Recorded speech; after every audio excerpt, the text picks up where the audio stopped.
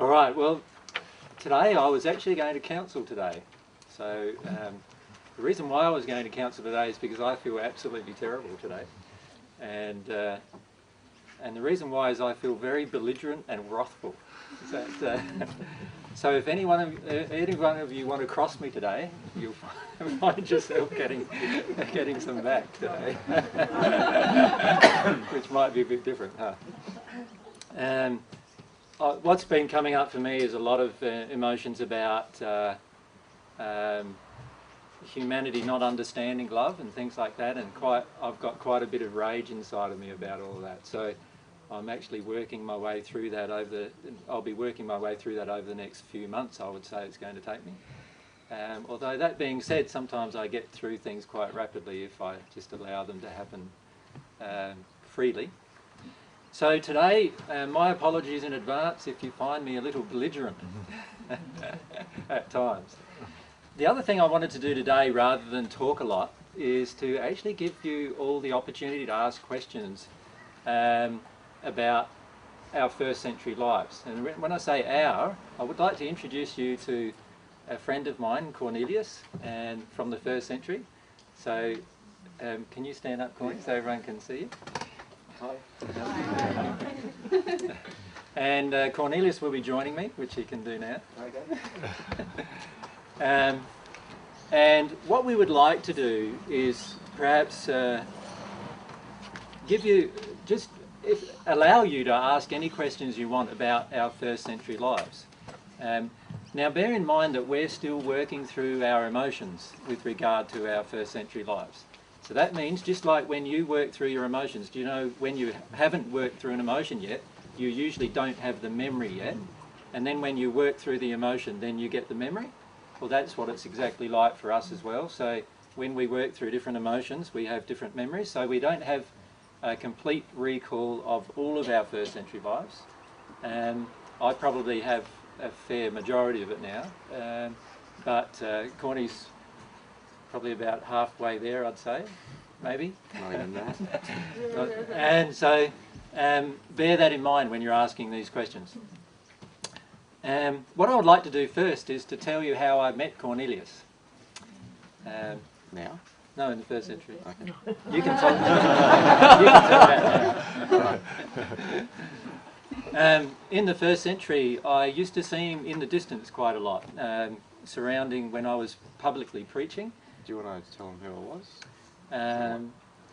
Yeah, I'd like to tell him how I met you first. And then, sorry, you keep going. Two Ronnies. Yeah, that's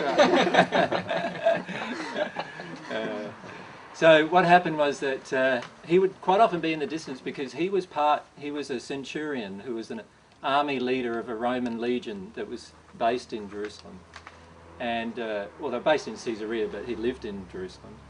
And what happened was that he would often be present at the discussions that I'd have in front of thousands of people, and I'd notice him. So, you know how it is sometimes you get people going along there for crowd control and they finish up getting involved. Well, what happened is that I could notice Cornelius slowly, like, listening to the things that were being presented over time. And then there's a lot more I could tell you, but you can ask questions about that. How we met this time around, do you want to tell them that? It's a bit of a long story, kind of. Just like one of these sort of groups that was held on for Western Australia, and there's another one, the 14 Apostle John. I didn't know at the time anything about that, just some friends told me there's good discussions go on there, and so sort of on that path, and just went over to see one of these discussion things, and all the stuff was pretty good, and I was a bit curious about where John got all this stuff from.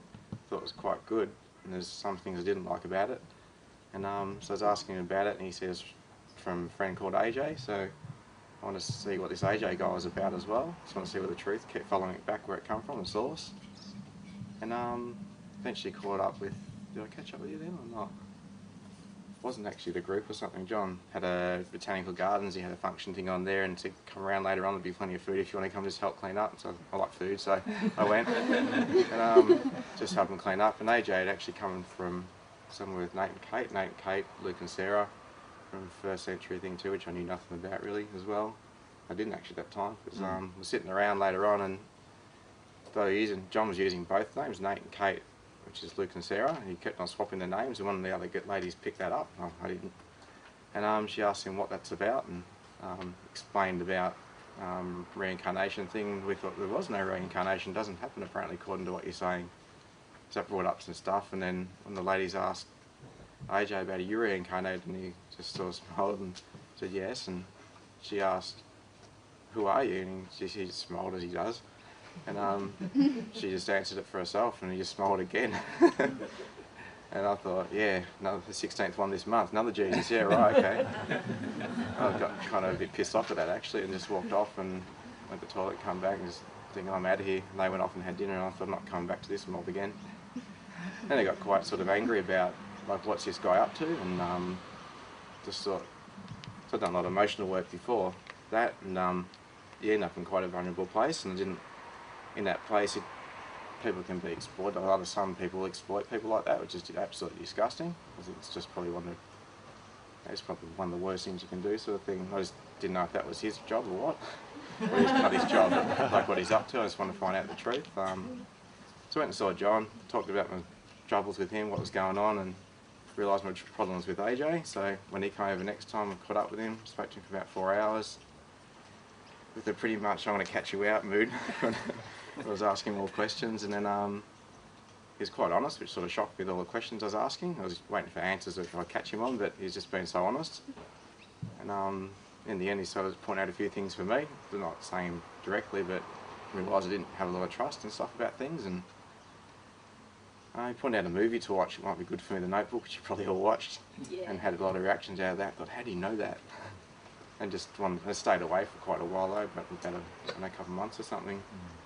And just kept on bugging me because there's so much truth in there that resonated, yet there's other things I couldn't come to terms with myself. But I eventually just went back, sort of slowly just started listening a bit more and things like that, and kind of got to know him a bit more then. When we had our 4-hour discussion, Corny told me about a lot of his memories that he'd been having over the previous 10 to 12 years. I didn't know anything about any of this, like my identity sort of thing then, at all. So he was relating all these memories, and I could feel who he was already, but I didn't say to him who he was at all, and I just let him come to his own conclusions. That's one thing actually I respect from you, because right from that moment you knew I had trouble with trust, and you've respected that ever since, never told me anything. Just let me work it out for myself, because I know I'll only trust what I feel. It might be wrong at the time, but I'll still trust it. Rather than somebody else, there's only one person to blame in the end. So for us meeting the second time, I felt like a deep love for Corny as soon as I met him, but he couldn't feel that because of the trust issues that he had and so forth. So, but he also felt quite a lot of anger and stuff with me, which he couldn't understand either. Why would he be angry with somebody who was just talking to him about truth, you know? So there was those issues as well. So we're happy to answer any of your questions, particularly about the first century if you want. This is a good time for you to have a chance to have a bit of a history lesson if you want to have one, about what actually happened back then instead of what everybody thinks happened back then, in respect to our two lives separately or together. And I know I thought it sort of put you all on the spot with this one, but I thought it would give you an opportunity just to voice some of your feelings, and also to voice some of the questions that you've been having about all of those kind of subjects, about what happened back then. So, thanks. About your... No, I've forgotten. Oh, I read something or heard something recently where they said that Mary was in fact Joseph's second wife, and that you had step-siblings, so to speak, as well as siblings, full siblings, I suppose. Is there anything? No, Joseph was a young man when Mary married her, not an old man. There's a common conception now that Joseph was an older man when my mum married him, but she married him. Both of them were quite young. They fell in love in Nazareth. That was the hometown of my mother, and the hometown of my father was down south near Bethany, and so. He travelled up north to do work.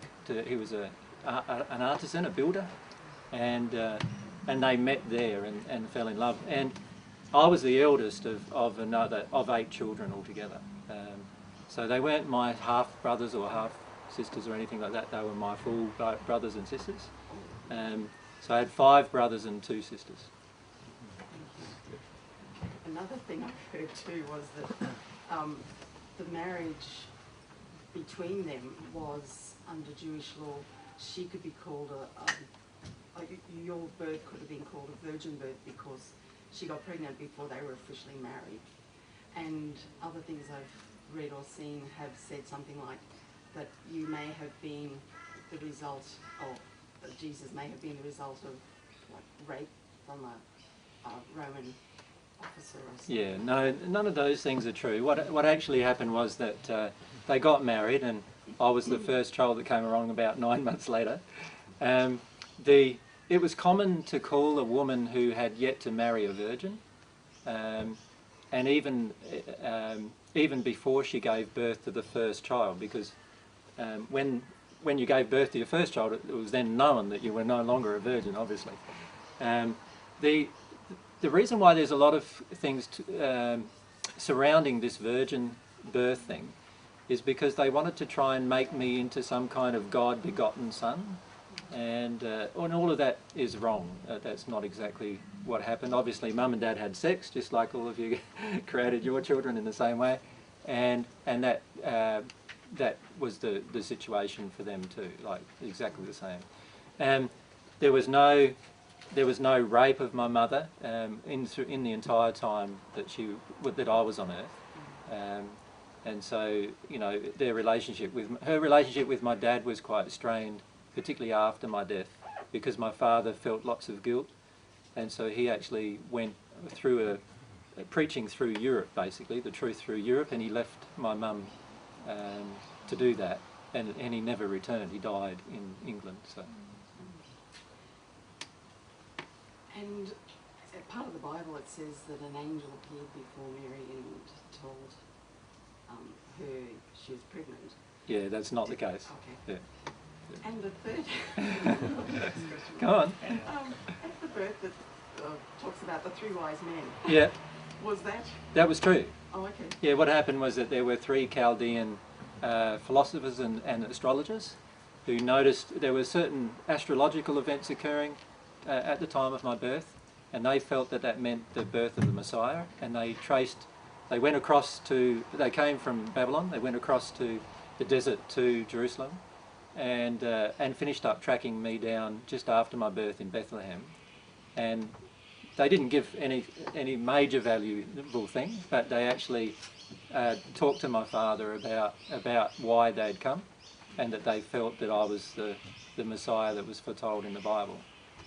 So that was actually true, and they were motivated actually by spirits in the spirit world who knew about the event, and who were assigned to actually protect me as part of my guides and guardians protecting me in the 1st century. So they're sort of portrayed now as being from 3 different countries or something, but they all came from one place. Yeah, they all came from the one place. So they probably were talking amongst each other and decided to set off together. Yeah, they set off together. They originally rocked up at Herod's, who was the procurator. He wasn't the procurator. He was he was a self-styled king of the area of. There were Israel was divided into 4 areas, and he was the self-styled king of one of those areas, and they first rocked up to him and mentioned the King of the Jews, and he, of course, became very concerned about that, which actually resulted in the slaughter of around 20 children in Bethlehem shortly after my parents left. So if you were just a normal birth, were you doing healings? And if so, how did that happen for you if you were an ordinary person? First thing I want to address, I am an ordinary person. Always. I am an ordinary person. Just like you are an ordinary person, I'm an ordinary person too. What a relief. What a relief, yeah. Second thing is that all gifts come from one of 2 sources. All gifts come from either a spirit who is connecting with you, who gives you the gift, or through God's love entering you to the point of at-one-ment where you automatically have the gifts. So in my case, what happened was that I couldn't heal until I entered the at-one-ment stage, which occurred when I was around 30 years of age. So up until that time, I could heal just the same as any one of you could heal, or I can heal right now via spirit helping. But when I was 30 years of age, I no longer needed that to occur. How did that happen for you then at 30? What happened? Well, it's not like an event that just happened like that. For the previous 20 years, I'd been practicing all of the things that I'm teaching you over the past 6 months or so, to get into an at-one-ment condition with God. Once you get into an at-one-ment condition with God, all of a sudden all of these different gifts are open up to you. Yeah. Because you enter a new state, and the soul enters a new state when you're in that condition. So all of you will have all of those same abilities once you enter that state. You follow me? And so it's important to understand that the state is an overcloaking by God, basically. So in other words, God's love overcloaks you, it surrounds you, and it changes everything that you do, and the power in everything that you do. Why would they keep that hidden when that's such an exciting... Well, because the reason why they kept it hidden in the Bible was because there was the priesthood had a strong desire to create an elite class compared to the laity class. Everything to do with the priesthood in the Bible is about control. So every time the priesthood got a hold of a truth, they would manipulate it in such a way that the laity would become dependent upon the priesthood for the gift to be given. And as soon as you enter that state, obviously, you know, that's an error state. But that's why it happened, because the priesthood wanted to maintain that they had control of these gifts from God. And obviously that's not true, but it's something that they maintain. And because nobody had ever done their emotional work to the point of one-ment with God, everyone started to get a little bit, I suppose you could say, down and depressed about whether you could even do it ever. And so what they did was they decided that that the way it was described in the previous writings couldn't be correct. And so what they did was modify the previous writings, and by the time 300 years after my birth, by that time quite a lot of those things that actually happened in the first century were distorted so much that it was hard to tell the truth from the falsehood. Yeah. And what were the biggest distortions? Well, the biggest distortion was that they made me God. So that was the biggest distortion. You know, God the Father, God the Son, and God the Holy Ghost.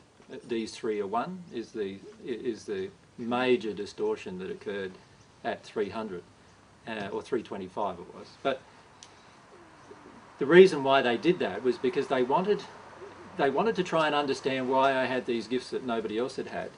But they also wanted to try to impact upon what they called pagan religions. And a lot of the pagan religions had also these fanciful, mystical things that have happened to each one of their leaders. And so they wanted to compare me with those leaders by making my life more mystical than theirs. In reality, all it did was distort the truth so much that in the end people just didn't understand the truth anymore at all. So that's the biggest one. The biggest one was that particular one, and that's the one that disappointed me the most, and still does, actually. And many of you have this concept of me right now inside of you, which is in error because of those beliefs about Jesus that come from all sorts of teachings through your life, right? Many of you still don't look at me. When I say Jesus, you have this vision of some unique, special individual that there's only one of in the universe, and nobody else can ever be in that state. And the truth is that's not right. Right? And the whole reason why I came to teach was so that everyone would understand that everyone can get into that state. Right? So it's very, very important that you understand that. You'll find that many of your questions even surround an emotional injury that you have within you, unbeknown to you, coming from your childhood about what you were taught about Jesus and beliefs in the New Age movement about Jesus and so forth, rather than who I really am. What are your thoughts on, say, ETs, extraterrestrials, that type of thing? Can we confine these questions to first century life or this life in terms of me and Cornelius? Because there'll be opportunities to answer all those other kinds of questions later. Yeah. No, not behind me. Sorry, James. Yeah. So can you tell us about the death and the rebirth story? The death and the rebirth story. You know, the rolling back the stone and the body. Certainly. Yeah. Can I stop talking? Can someone ask Corny a question? Because I just need to have a bit of a rest for a second. I was just wondering. Sorry, Grant. From your memory. Which one's going? Okay. From your memory now of what was happening when you were watching AJ or Christ talking to thousands and you were crowd control, what the progression of your beliefs and reactions to it was over time? Yeah, well, you can probably go to the state I was in at that time too, which was not a very good place at all. Excuse me, could you speak louder, please? I cannot hear you. Yeah, I'm a pretty quiet speaker. I'll do my best. I'll take you just a quick journey through the life, I suppose, to see where it ended up, to where that state was. I was a normal child and stuff like that, and at the age of 5, soldiers come and took... Oh, you're emotional about this.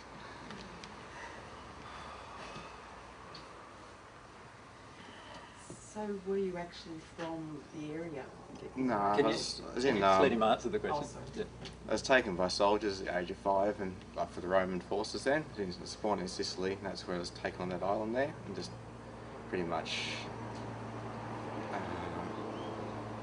there's lots of kids like that too. I didn't realise till recently about that. And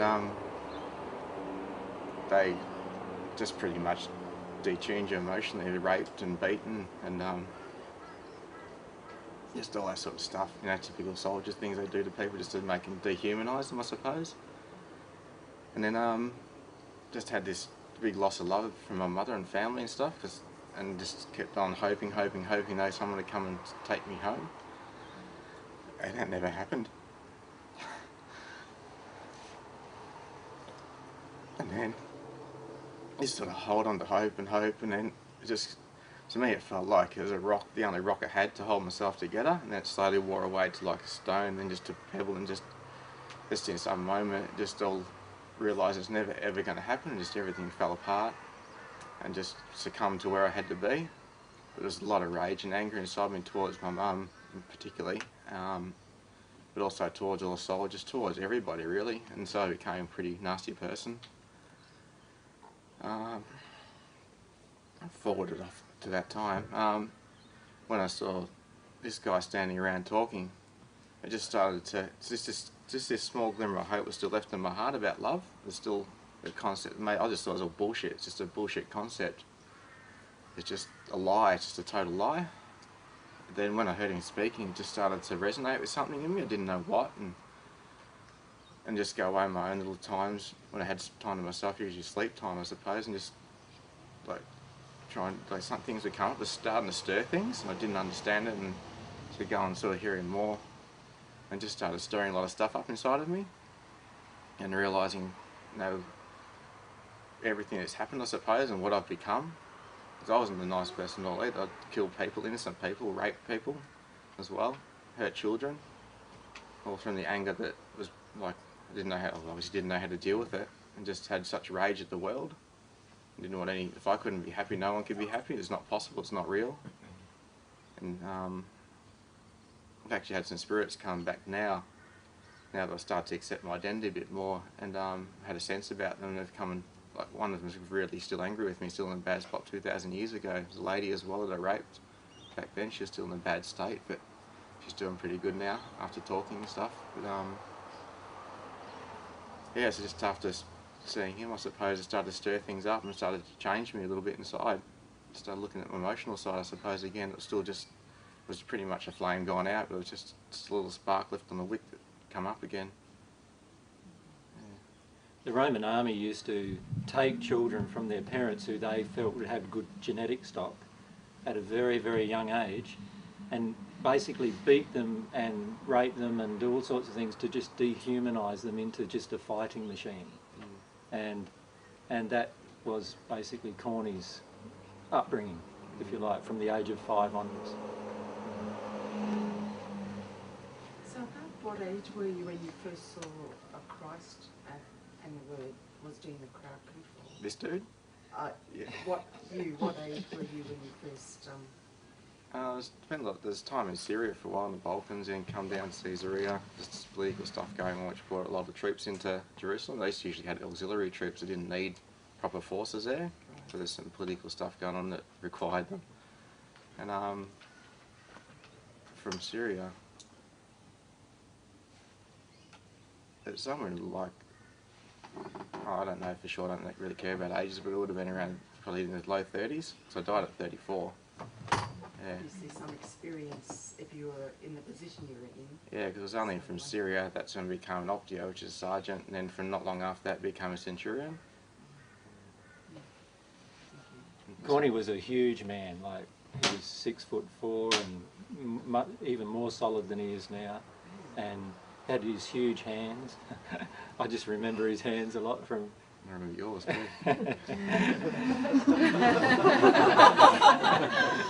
And yeah, so you know, he was just this huge fighting machine, really.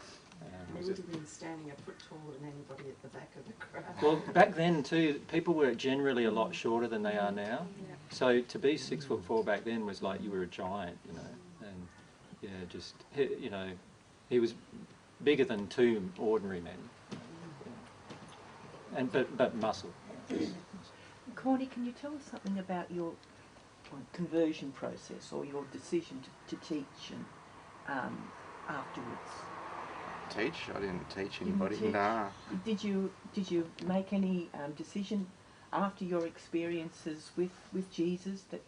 Well, perhaps we should skip back and answer the lady's question about my own death, and then because it's all related as to what happened to Corny as well. So what we'll try to do is we'll describe these events from both of our perspectives, because we were both obviously involved in the events leading up to my death. So I'll start about a week before my death. I felt I needed to be in Jerusalem. It was the time of the Passover, and I just felt that it was a good time for me to be there. I also had a feeling that things perhaps weren't going to be as good as what I'd hoped them to be. But what was happening behind the scenes is many of the so-called disciples and apostles were not understanding the message that I had, and they also felt, as do many people today actually still feel, that I don't know what I'm talking about as much as I should know. And so they had this feeling that, you know, they wanted me to be the king of the Jews still on earth. And so they started to actually organise some things behind the scenes without my being aware. And what they would try to do is they would try to organise conflicts between myself and the Jewish Sanhedrin. And so that sort of come to a peak during that week of the Passover being in Jerusalem. On the day of my arrest, I'd spent most of the day in Jerusalem speaking in the temple, and there were huge amounts of outcries because a few days earlier I'd caused a riot in the temple. So you know how when it talks about the money changers turning over in the Bible, there's a section in the Bible that talks about that I went through the whole temple tipping over everybody's tables that they had money on and animals on them. What used to happen is they used to have all of these animals in the temple itself, like a slaughter yard really it was, that people would have to buy because they were consecrated, and so they'd charge 10 times the amount that they'd normally charge for that animal, and the person would have to buy that animal, and then they'd slaughter the animal as a sacrifice for their sins, and the priesthood would get the animal and eat the animal. So it was also part of how the priests survived, right? So the temple was just like in the courtyard, just totally covered with animals, and it stunk like a slaughter yard, really. It was just terrible, and I often made comments about it when I went to Jerusalem. And this particular time I made a comment about how everybody was you know, buying things at 10 times the price that they needed to, you know, and that wasn't, you know, that was so unfair. And all I did was say that. I stopped everybody first and then said it, and it just triggered some things in everybody, and everybody went nuts. Like, they all just felt all of that injustice all in that instant, and then there was just a riot in the temple. So they went through tipping over all of the money, stealing the money from the people who were selling, and all sorts of things went on. And of course the priests were highly concerned because they felt that I'd begun it. I wasn't involved in it myself, so I didn't actually do any of the things described in the Bible. All I did was just say the words. Anyway, that caused a big uproar, and so the next few days I was in the temple, I'd get lots of criticism from the priests. And then behind the scenes, there's also my disciples trying to organise these conflicts, if you like, between myself and the priesthood. And so, no matter what I did to act lovingly, many of the people who were following me were trying to stir up even more trouble. So and I'd try to address it with them, but they wouldn't listen either, because they wanted me to be the king and so forth, and it got out of hand basically. And so by the day of that I was captured, I was hiding out actually in the Garden of Gethsemane, and I'd asked some of my friends to just keep a watch out for me, so that I could leave in time. And but I also was praying a lot about the fact that nobody seemed to be getting the truth. Even my own disciples, the people who were following me, weren't getting the truth either. And I was praying a lot to God about that, about how I could prove the truth to them, rather than just speak the words and they not get the truth at all. And I could feel that things were just coming up to a boiling point, really. And so eventually Judas, and if it wasn't Judas, it would have been one of the others, organised for the Sanhedrin to actually come and capture me. And they wanted me out of the way by this stage. They'd already had 2 attempts on my life previously that were done with an assassin, but both of them failed. And so this time they wanted to make sure of it. So they actually arranged Judas to come up and show them who exactly I was in the dark, because it was dark. So that's how I was captured. And he thought that I would fight. He thought that I'd encourage the disciples to fight.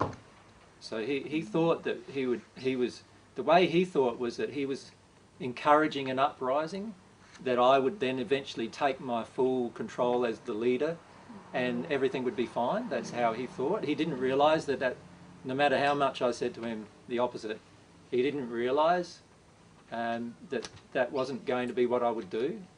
And he was just so shocked when I responded passively. And that's what eventually caused his suicide. He was just so shocked at my own response. Because he was a very good friend of mine as well, and still is actually a very good friend of mine. He's in the celestial spheres now. And then there was a big, basically similar to what the Bible describes, I went back and forward between Herod and Pilate, and eventually got into the hands of this man. And basically, Mel Gibson's The Passion, who's seen that? Most of you have seen that. Most of what's described in there is fairly accurate. I suppose the question you're asking, I think there was no healing, but my job was to nail him to a stake, which wasn't a cross. It's like a pole sort of thing. And so nailing him, had a spike, and nailing the mallet into his hands, and saw his eyes, and just looking at me just full of love, and that was just enough. I had enough then. So much stuff was stirring up. I just threw the mallet down, just walked off, which pretty much gave myself a death sentence too from the Roman army. Just entered, you're dead. And I don't know what happened in that scene after I just walked off and went into sort of hiding. There's someone, I haven't figured any of this stuff out because I've got this feeling, but I haven't got into anything, so I haven't got the emotional side of it. And it's coming up soon, I can feel it. But there was a woman I knew, I don't know the connection with her though, like what she was to me. Someone close, which is unusual. And she hid me for 2 weeks until I had a friend, used to be a good friend of mine, and as a soldier, his name was FAL, and but earlier on we used to fight together and be quite close to each other. We both went through the same experiences as a kid in the same way, and we grew quite a bond. You have to love someone, sort of thing. You had a good friend, and you had to share something out of yourself. And this is way back, but they could sort of, we had to keep it kind of quiet. Like we might just sort of like nod to each other, sort of thing, let you know you're okay, mate, sort of thing. But then they started picking up and all that sort of stuff, and they just would not have any of that. Any sort of niceness didn't happen, so they separated us, went to different sort of legions and stuff like that. But I think they set up stories, you know, to try and pit us against each other, to create hate back in us again. Like they pitted words, and we could never could never find out if it was true or not, about if that person said that against you, sort of thing, or they'd done something and put you in, like, got some punishment for that, like you hadn't done anything. And so this hate grew between us, or slowly, and you could never find out what the truth was. But because there's already hate within us, it's pretty easy to like trigger it. So back to my last 2 weeks of my life. I think have a funny feeling he'd like dobbed me in where I was, sort of thing, and they come and found me, soldiers, and yeah, led me away. There's a crowd, just crowds of people. It's being such a big person, and everybody in that time just feels so powerless. Everybody wanted to have a piece of me, basically, just everybody, and I just would not give in. Just kept fighting and fighting and fighting. I was taken to an open public area and just beaten and beaten and beaten and beaten. I think I had my back broken because I can't remember any feeling in my legs. And they speared me to the ground through my shoulder. I speared to the ground and had fingers cut off, tips cut off. They actually ripped open my stomach and started all intestines spilling out, sort of thing. I just lay there for 4 days until I eventually died.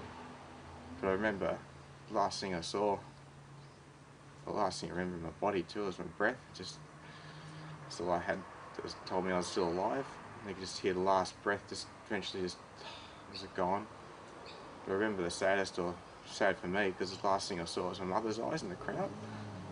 You could just see her like down low between her legs, just looking, and you just see the love still that was there.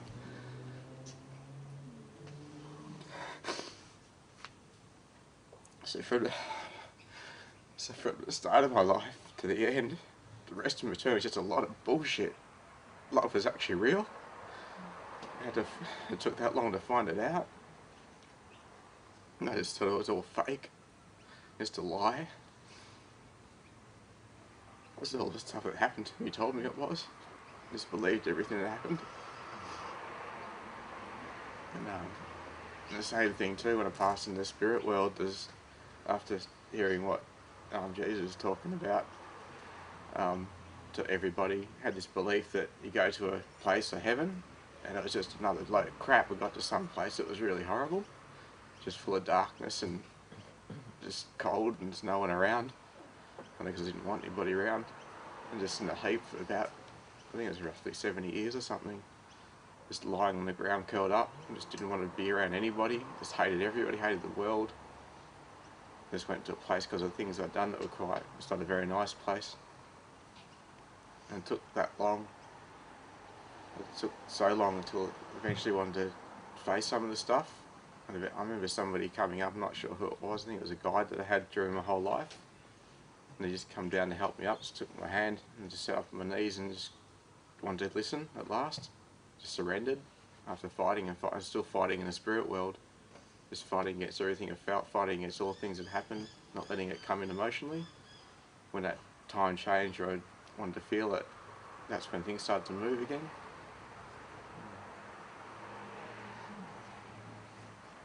So I watched Corny getting tortured from the spirit world. And it was a really horrific death that he had. It was made as an example for any others to dissent the Roman army, any others that want to, any population, people that want to have a fight against them. It was showing a force, just letting everybody know they're under control. And he basically, what's the word when you get out of an army without getting approval to get out of the army? Dissent, is it? Absent without leave.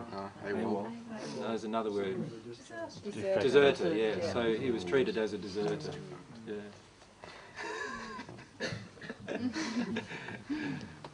So really, the experience of Cornelius should give us a lot of hope, because he went into the hells, Yeah. and he progressed to the 22nd sphere. Yeah. To allow him to combine and come back here. So I guess we all, treat you. I know you say you're ordinary, but he's still special to us. Yeah.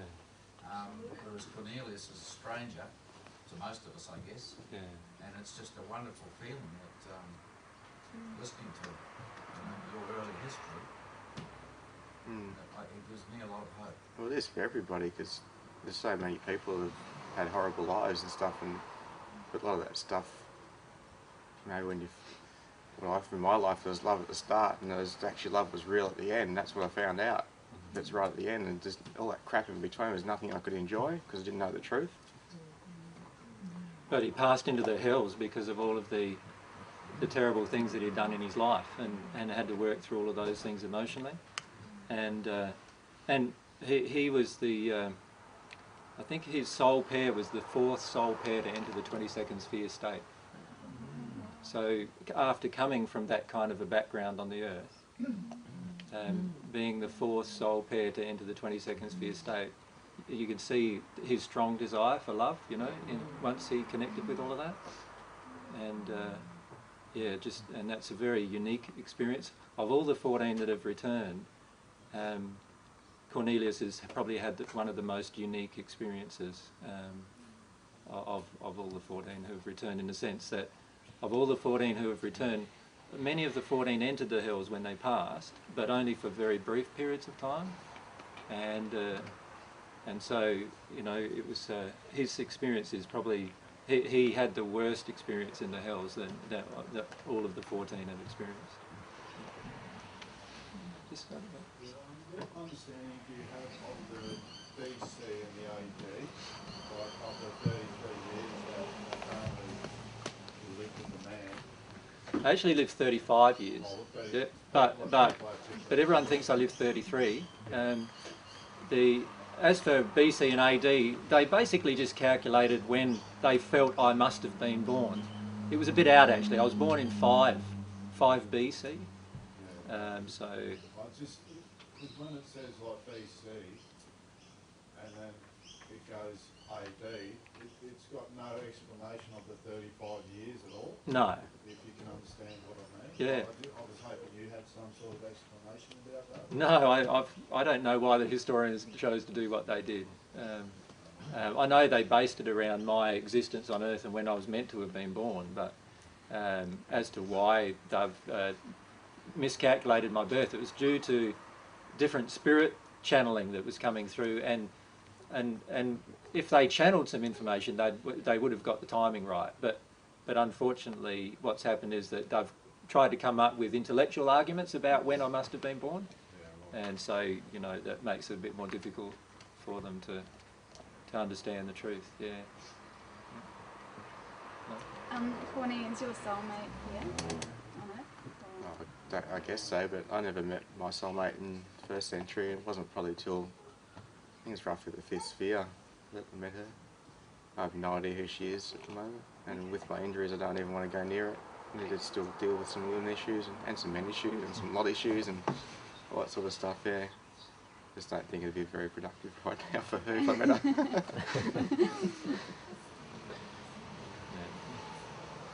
I have a feeling of who she is, but Corny doesn't want to know. Can you remember much of your progression in the spirit world? Not really. I haven't really had many memories. I'm going through a lot of the heavy sort of stuff at the moment. A lot of the niceties at the moment. So yeah. So no, only the moments really in the hells more so.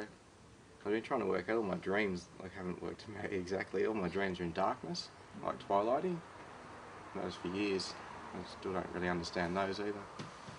It's sort of a bit like that. The spirit world is really quite dark, really dark, and just desolate, alone. It's because that's what feelings I had inside myself about the whole everything. That's all. Corny's had a lot of spirits. He's been near people who are mediumistic quite a lot of his life, but particularly recently. And so he's had a lot of experiences of first century people who have been harmed by his life, who are still in the hells, coming to him to talk to him about that, or more often than not to project anger at him about that. So he's having to work through many of his experiences. He's working through by this interaction of what's going on between himself in this state now and people who were in the first century who he harmed. So it's quite confronting. I feel really confused because, you know, if he's gone to 22nd level, why he still has stuff to do? I've answered all of those questions in a writing that I've written, and it's on the CD. It's called Reincarnation and Divine Love. All of those questions are answered in there. My suggestion is to have a read of that document. It'll explain what happens when you reincarnate. And basically what happens, and I've said this quite a number of times, but most people don't seem to get it. But what happens is that when you reincarnate, all of your memories, which don't have emotional attachments to them anymore. So in the 22nd sphere state, you remember every event of your life, but there's no emotion with it. Does that make sense? So you remember all the bad things you've done still, but there's no emotional connection with those things. When you reincarnate, all of those memories get filtered now through the parent's emotional condition. Right? So you get basically reinfected with emotion from your parent's condition with those memories. And with all of the 14, there's 7 types of memories that we have to deal with. There's the memories that we had in the first century, there's the memories that we had in the spirit world, there's the memories that we get from the reincarnation process and in this life. Then there's also, when you're in the 22nd sphere state, you can swap memories with your soulmate. So some of the 14 have taken their soulmates' memories as well.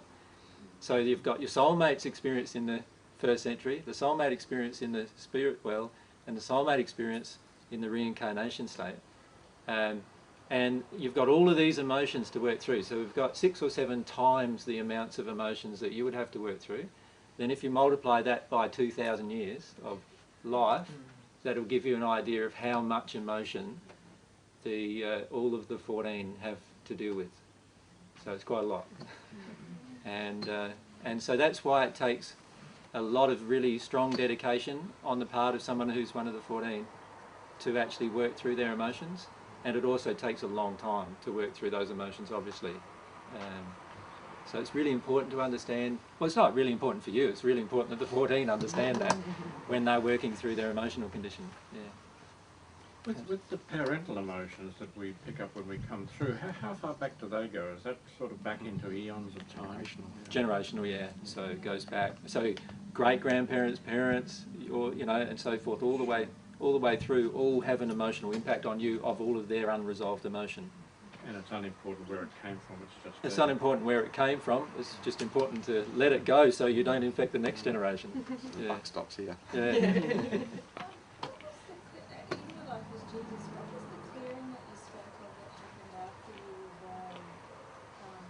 You said that that's sort of what made it different for you. Was it celestial spirits that came and walked there, your parents? There was no celestial spirits in the first century when I was born. There was no 7th sphere or 8th sphere. None of the spheres above the 6 were created when I was born. There were some natural love spirits who were assigned to guide me, who helped through some of those processes. So to help me deal with emotion and release emotion right at the time of birth. Yeah. At the time of birth, Yeah. And that was a decision made by God to them and then to myself. And I still don't have too many memories associated with that because I'm still having an issue. I'm still having an issue with fully taking up. What would you say? The truth is actually that every sphere above the 6 I created. And it's pretty hard for me at the moment in my emotional condition to come to terms with that emotionally. And so I struggle a lot with that still. I'm still having a lot of struggle emotionally just dealing with that and dealing with the fact that I was the first one into every one of those spheres, and there's a lot of emotions associated with that I have now. So it's difficult for me to... Anything that's to do with me and God's interaction with me at the moment is difficult for me to accept. And I'm still working through emotions about that. In fact, that's the group of emotions that I'm working through now. Yeah. part of that question, I think you said in the past that your parents attracted a child like you. What was it in their emotional that attracted a child like you?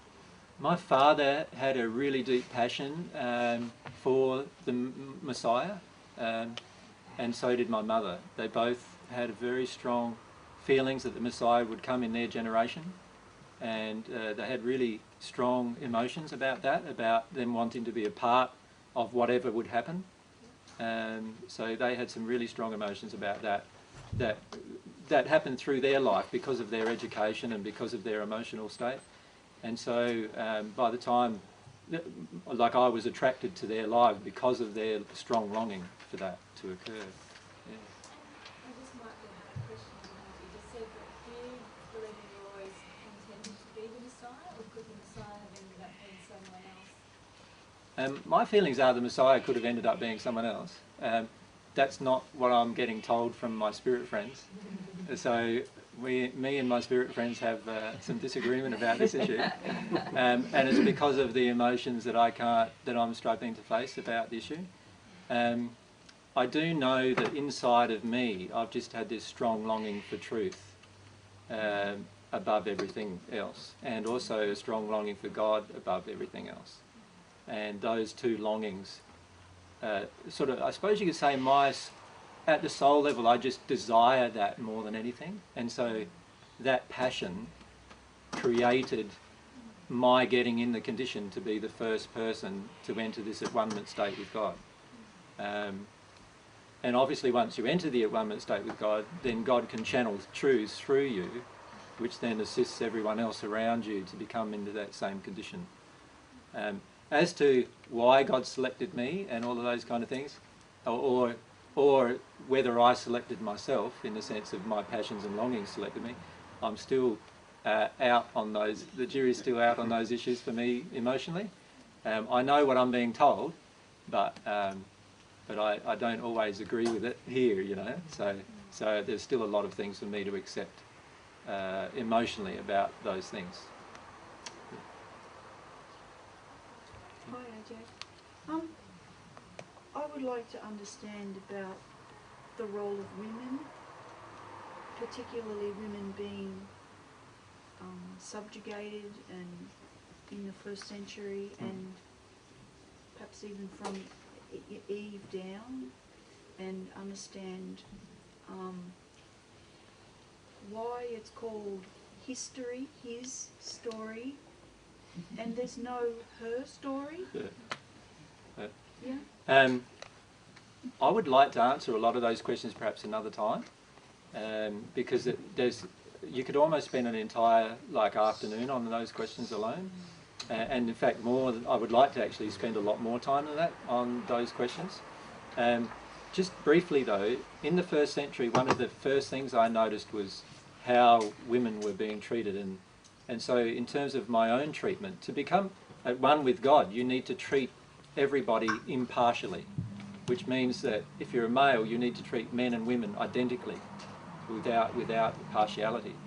And I realised that quite early on in my own progression, that would be the case.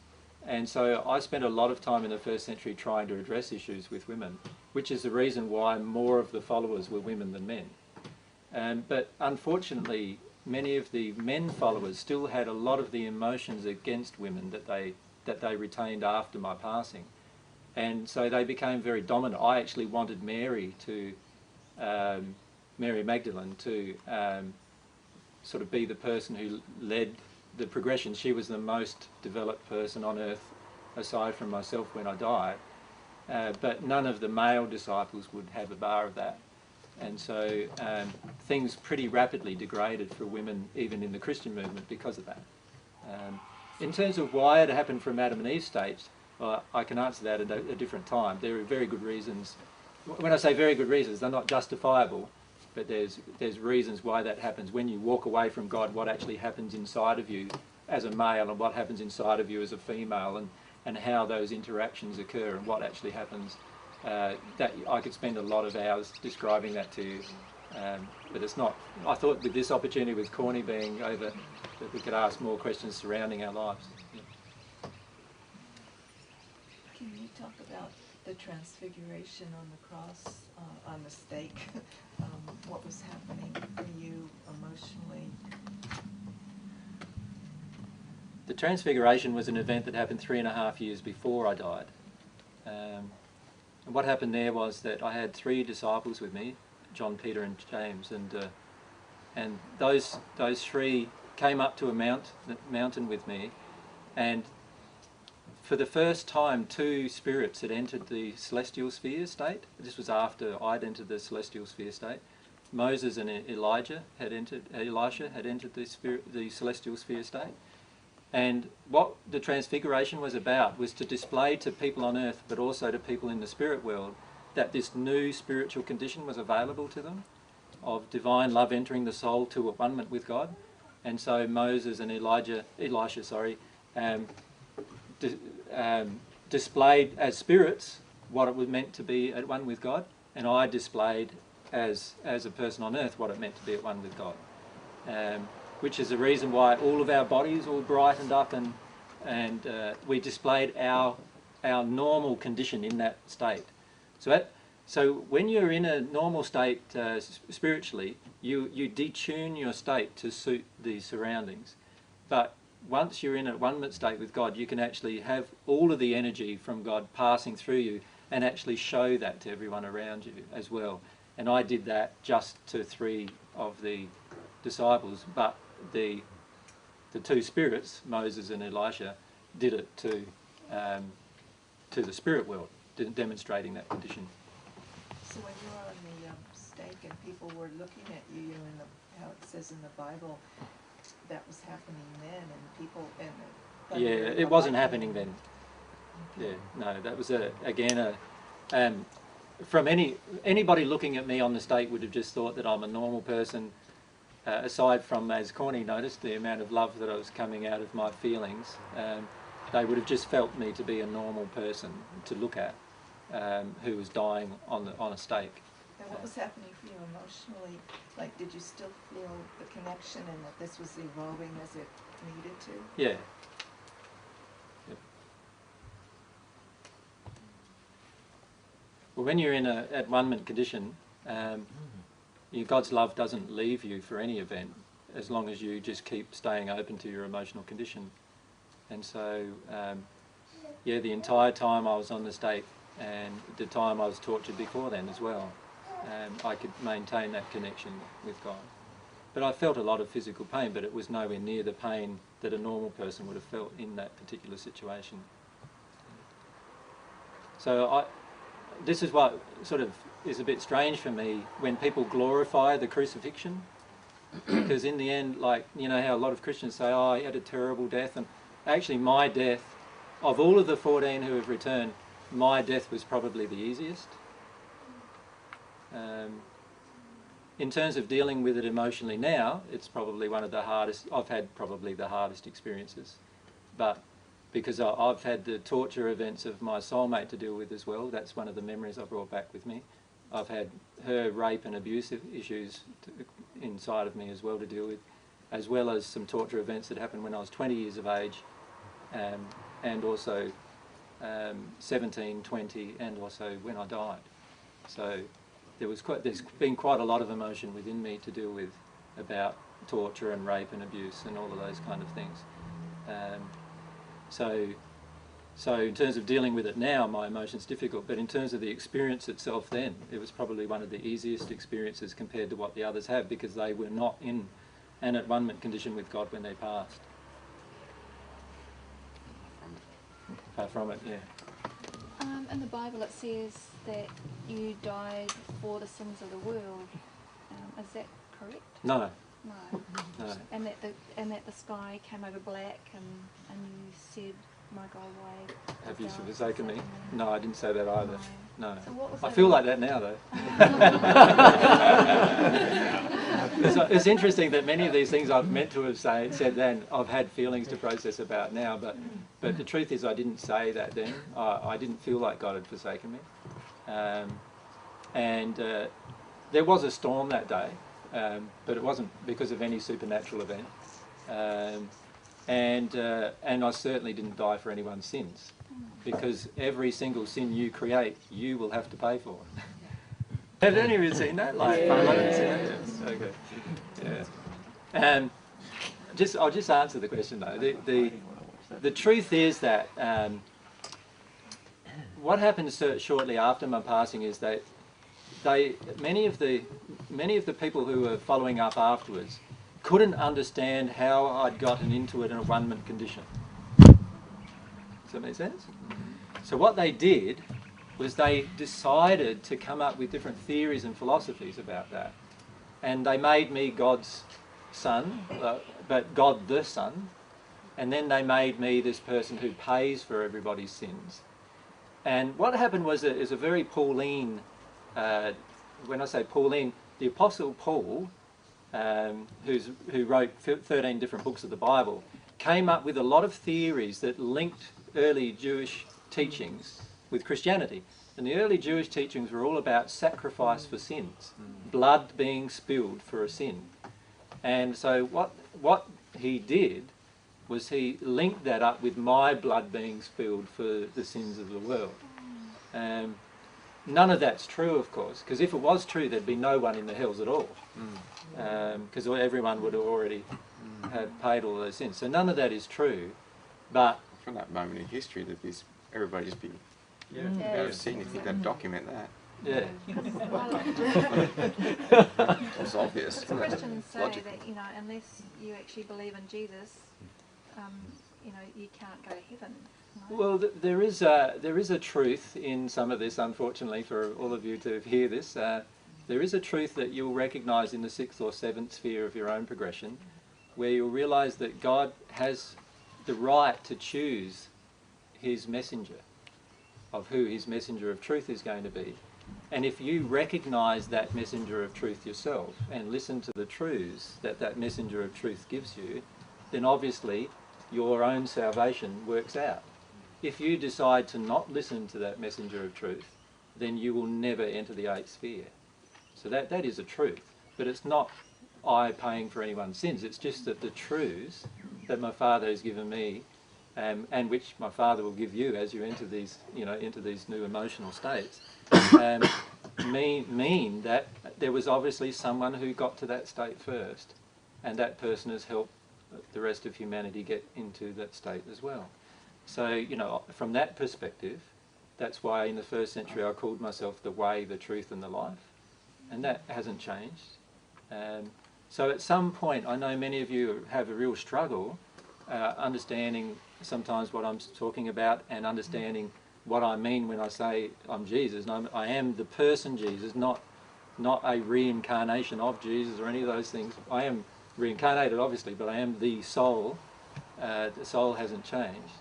And once you understand too that, if you listen to these truths, that you will progress the most rapidly you can progress, and you will progress into this at-one-ment state, then you'll realise that, of course, at that time, that obviously there's a lot of blessings that come from your choice to listen. And And many of you will go through this state at the moment of, do I listen to him? Oh, you know, sometimes he's a bit crazy and he's still got these emotions, how can I believe that? And all those kind of things. And in time, all of those things will iron out. You'll be able to work through those things if you work through them emotionally. So that's the main thing to bear in mind with all of these things. Can you talk about what happens when you don't listen? Well, when you don't listen, what happens is you will stagnate at a certain condition. So let's say you listen a bit and you say, oh, well, I can trust AJ with these things because that sounds right to me.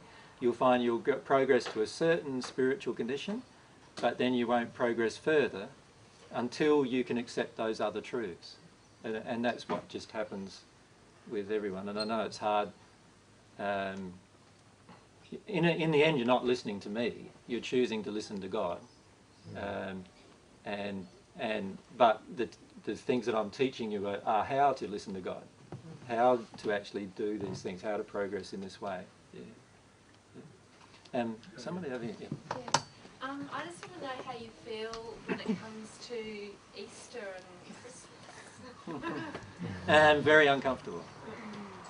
I don't celebrate both of those celebrations myself, and usually those times I'm usually alone. Even in the spirit world, I was alone during those times. I get a lot of projected emotion from people on earth and in the spirit world who don't understand the truth during those times, and I find it very, very difficult to cope with because of the untruth that's connected with it all. So while I'm not saying to you don't celebrate Easter or Christmas, that's up to you what you do, as long as you understand that I've got nothing, it doesn't really involve me, right? I know everyone thinks it does, but my feelings about it are I would rather there be other celebrations. Like I would love to see a celebration of God's, like when I first got divine love to the point of at-one-ment, like just that celebration of that time would be a lovely time to celebrate, that I could feel I could celebrate in good conscience. But what would be the date?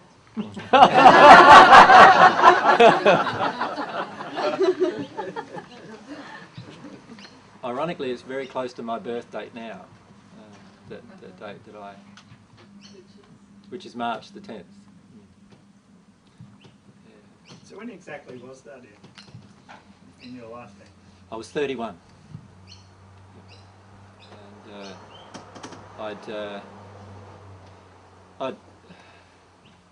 I knew I was getting close for some time. I was in the 7th sphere for some time, nearly 6 years of my progression I spent in the 7th sphere. But the 7th sphere is a really difficult condition on earth to work your way through, because there is so much projected emotion that you're very sensitive to feeling. And it's very difficult. There's also some very fine truths to learn as well in that condition, and so often takes quite some time to get through the 7th sphere when you're on earth. In the 7th sphere on the spirit world it's a bit easier because everyone around you is in the 7th sphere, and so it's very much easier in the 7th sphere to work your way through the issues that come up in terms of truths. And also because everybody now knows them in the 7th sphere, of course you get told them one after the other as fast as you can cope with them emotionally. So, but yeah, I spent around 6 years in the 7th sphere on the earth in the 1st century, and then entered the point of at-one-ment with God just before my baptism. And I actually, my baptism with John the Baptist was my celebration, if you like, of that time. So that was after that, actually. Yeah. So when I was baptised by John, that was just before then. About a month before then, I'd entered that condition, and I walked down to where John was. He was a friend of mine, and I walked down to him and I discussed with him what had actually happened, and we talked about our plans now that we'd made over the years before, about him being the person who would go into a town first and prepare the town, and then I'd follow in, and so forth. And so we talked about a lot of those plans, and I just felt like it would be nice to have a bit of a sort of a ritual, I suppose, which was my personal ritual. I'm sometimes regretful that I did it now, because now, you know, babies are being baptised and all sorts of things, and they don't understand why I did it. But at the time I did it because it was my personal ritual of you know, just marking the occasion, if you like. How did you meet Mary in the first century? I knew about her for quite some time because I knew the family, knew her brother and her sister, and her brother and sister weren't always warm with me because they were quite confronted by my confrontation of the Jewish system of things, particularly the Pharisaical system. And so they weren't always feelings of warmth there, but they lived in a town called Bethany, which was near Jerusalem. But when Mary had a terrible upbringing in life, and she was sexually abused as a child in the first century, and she's still feel a lot of things about that. I took most of those memories, so I'm still feeling a bit of those things myself. Then she was raped a number of times before she was 14. She was a very pretty girl, and a lot of boys in the town that she grew up in finished up picking on her in that way and raping her and things like that. And in the end, her family sort of treated her like she was damaged goods and she would never be married. So what they did is they sent her away. And she eventually made it. She followed the Jordan. She had some very lonely times and terrible times, and she followed the Jordan, getting hurt and by men mostly all the way up, and she eventually found a group of women who had been hurt by men in the town of Magdala, and that's where she resided. She eventually became quite a good, and I don't want to say too much about her life actually at this point. In fact, I won't say too much about her life at this point because it's important that she works through a lot of these emotions and tells you herself. But I will say how I met her. I was shortly after I'd begun my ministry.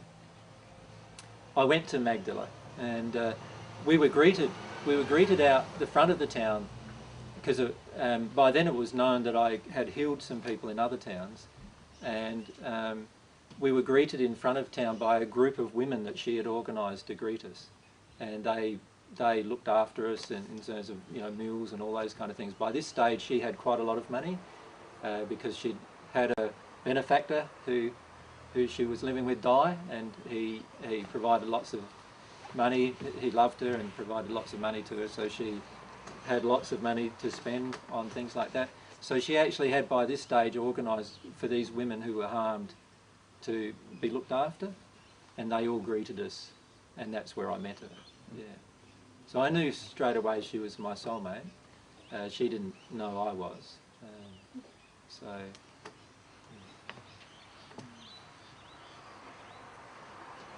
And you took, in the 22nd sphere, you took some of Mary's traumas on to ease her burden in this life. Yeah. Because my life in the first century was much easier than hers in a lot of ways. Particularly because of the condition I was in more than anything. It wasn't easier in terms of the life, but it was easier in terms of the condition I was in. So, you know, for yourselves at the moment, it's your emotional response to what happens in your life that determines how happy you are, right?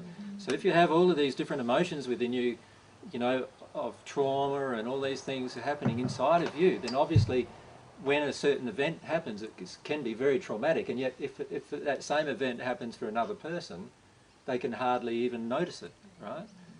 Now, in the first century, that's what my life was like. There were some traumatic events that happened to me, but in the sense of how I reacted to them, there was far less reaction than what I would have now even. For Mary, it was totally the opposite. She had a terribly traumatic life all the way through her life. And even after I left, she had a terribly traumatic life. And so in the 22nd sphere state, we chose to separate the memories in a way that I could deal with a lot of those emotions. And it wasn't a point of so much of self-sacrifice, it was to do with me wanting to understand her experience coming from a condition of sin. Does that make sense?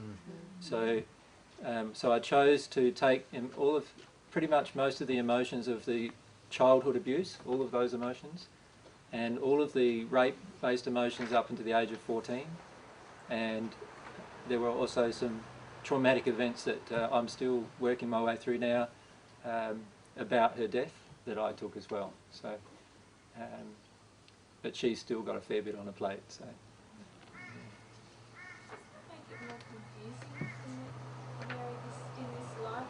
It's made it more confusing for both of us, actually. Mary, for me, it's made it more confusing for me because there was, at one time I couldn't understand how all of these sexual abuse emotions had come about, for example, and it took a lot of getting rid of my mind in the process to actually deal with them. And then once I dealt with them, I had the memories of what was actually happening. So it was really quite a struggle for me to deal with those emotions. And for Mary, it's quite a struggle too now because, you know, there's a lot of those emotions which will point out to her who she is that she hasn't had. So that makes it a struggle for her too. But it was going to be a struggle either way. So and the way it's happened, it's been very educational for me in terms of my own experience now. So, but for Mary, you'll have to ask her another time. Yeah. In your first century life, where are all of us? I have a difficulty coming to terms with a recognition of Cornelius and a recognition of you, and I'm wondering, is that a matter of being open to truth here and now, or where are all of us when you're living? Do you understand what my question is? I think so, Jenny. Yeah, I think you're really asking, like, many of you have had pictures enter your minds about first century, about being, you know, some of the events that may have happened to myself and other people that you may have met around that time. Many of you may have had feelings that you were actually there in the first century because of that. And what's happened is that there are billions of celestial spirits now, and all of those celestial spirits know the truth about what's happened in our lives. And what they've done is that they've given you pictures and feelings and emotions for two different reasons. One is so that you can firstly connect to your own emotions and deal with those emotions. But the second one is so that you can recognise what things are linked to the divine truth. Right? So, and all of the events in the first century are very much linked to the divine truth, and the first time the divine truth became known on earth. And so it's important that these kind of pictures also enter you, and you'll receive them feeling like you're there, right? And in fact, none of the 14 have that. None of the 14 have that. So all we have is we have to do with our emotion, and then the pictures come. We don't get pictures like that. And any time you get pictures like that from any source, it's a spirit giving you those pictures, right? Because the way your emotions get processed about your own memories is that you've got to have the emotional experience first before you'll generally remember things, or you'll get pictures in your dream state or your sleep state given to you either by yourself or by somebody else. That's how you deal with your own stuff. And we deal with our own stuff in exactly the same way because we're just the same as you. When you receive pictures and everything like in your mind like you're actually there, that's actually a spirit giving you those pictures, telling you what's going on and linking you with what the divine truth is all about. So some of you have had experiences in your life where you've never really believed in Jesus or never really believed that there was anything important about all that, but then had some pictures happen in your own minds and then realised there's got to be something there that I've got to look at. Does that make sense? And that is actually your spirit guides guiding that process, giving you those pictures to bring you to an awareness of where the divine truth began. What's the most empowering way to relate to spirits in the celestial spheres? Or should we even want to do that? Or Can we answer those questions another time? Oh, okay. Yeah, we'll just focus on the life stuff here today while we've got the opportunity. both of you, what was your favourite meal in the first century? Favourite meal? Meal. Favourite meal, Corey? Vegetable and fruit. I have no idea. Food's not important, sort of thing. It's just all feeling stuff, really. It's just insignificant. It's just something to sort of like feed the human body so it can keep moving. It's just not important. Whatever you can get, sort of thing. Mine, I have some favourites. Mine are all fruit. So any fruit, I would. First century. First century, yeah. Yeah. Any fruit, that was me. I was in. What's a dried fruit? Sorry? Dried fruit? No, fresh. Oh. Fresh, yeah. No, I was vegetarian. I was vegan in the first century, yeah. Is that what they chuck tomatoes at you? I wasn't present about it. No, back then you didn't waste food very much, so you didn't get food chucked at you very often. If food got thrown at you, you were in a pretty bad place. Well, you were in a pretty bad place. It meant they were pretty angry to get rid of their food. Yeah. I went to Israel back in 2005,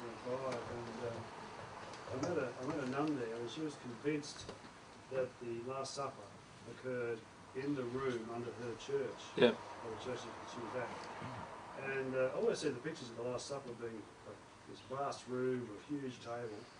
But when we actually entered this room underneath, it was actually really quite small. It was probably wouldn't have been anywhere near the amount of room there that where one of those tables would have fitted. Yeah, the Last Supper thing is a very...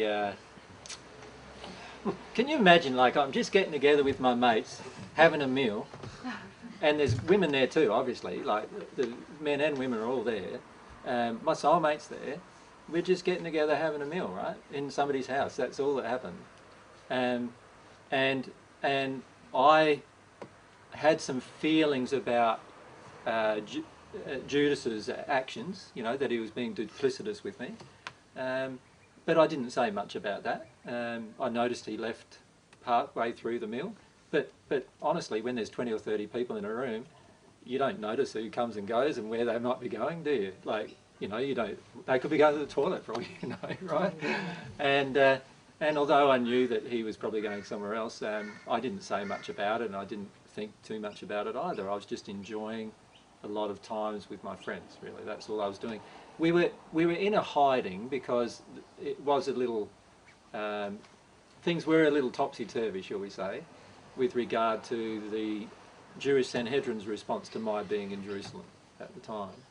But yeah, it was a smallish room. There was no great big single table where we all sat around. The way, you know, usually what we did was sat on the floor, or usually the way that a room was organised for a meal was that you would just lay on sort of divans all the way around and eat. And yeah, so it was just a normal meal, and it's been made into this, you know. And certainly some of the apostles and disciples there drank wine. I didn't stop anybody else from drinking wine. I didn't drink it, you know. But I didn't pass a cup around and say, "This is my blood," you know, and pass some bread around and do all that. None of that. I knew that it was fairly close to my death, and so I was really appreciating the time that I could spend with everyone. And there were lots of lessons that I was trying to teach during that time as well, particularly of humility, because many of them had problems with humility.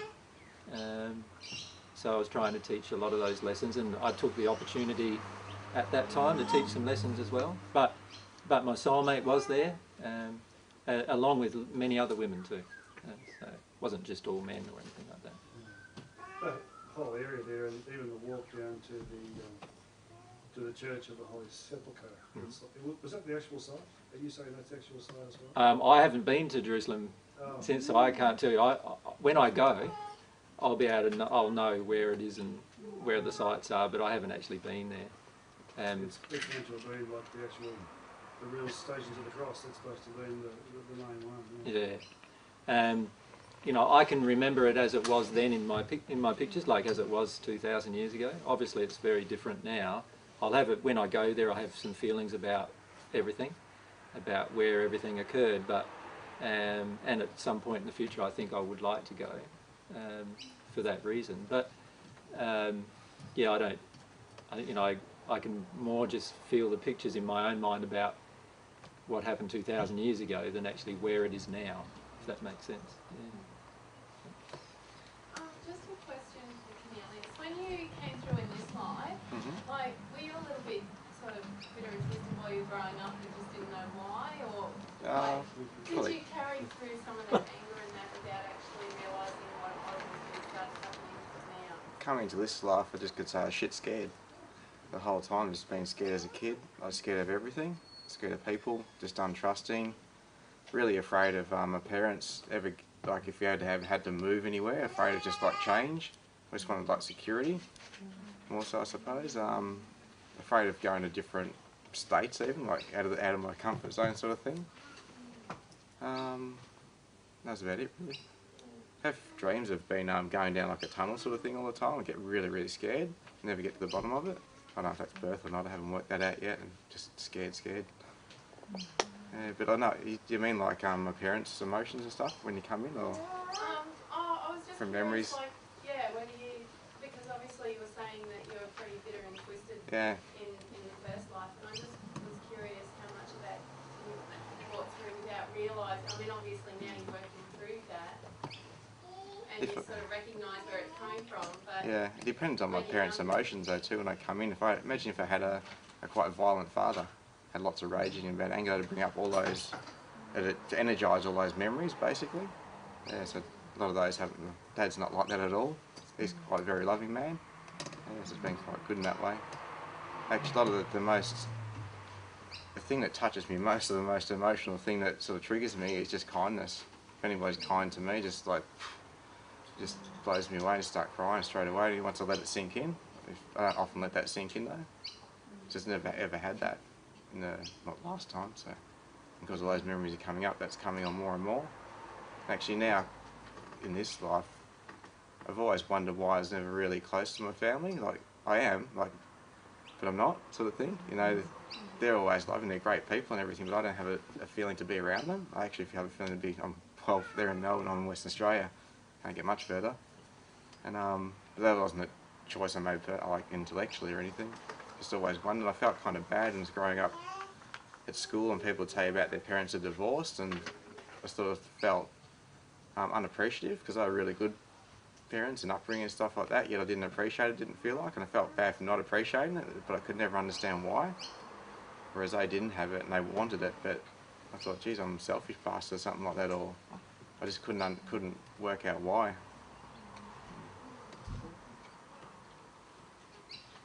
Do either of you look similar facially now to how you looked in the first century? My partner, she's kind of mediumistic, and she's like, sometimes I have conversations just about general day stuff, and she's kind of looking at me funny, and she explains sometimes you can see my features and she wishes you could paint or draw. And I had green eyes back then, she said, to really, really bright green. It's more sort of, I can kind of picture something, I don't know if it's me. It's kind of weird. A bit more thicker in the sort of around here. I can't remember, she said something about my nose too. I always feel about this jaw part, something's familiar about that. Just sort of bucky, wavy sort of hair, probably around there, sort of thing. Yeah, that's all I kind of figure or feel. And yourself? Yeah, in terms of facial features, fairly similar. In terms of body, a fair bit different, but facial features, yeah, fairly similar. Yeah. Do you have darker skin, or...? No, actually, I had about the same colouring as I have now, and a bit lighter hair in the first century than I had now. And I had bluey, purpley eyes in the first century, rather than brown eyes that I'm commonly depicted as having. Yeah, so just a bit different, but in terms of the sort of facial features and my prominent nose and all that stuff, that's all pretty much the same. Yeah.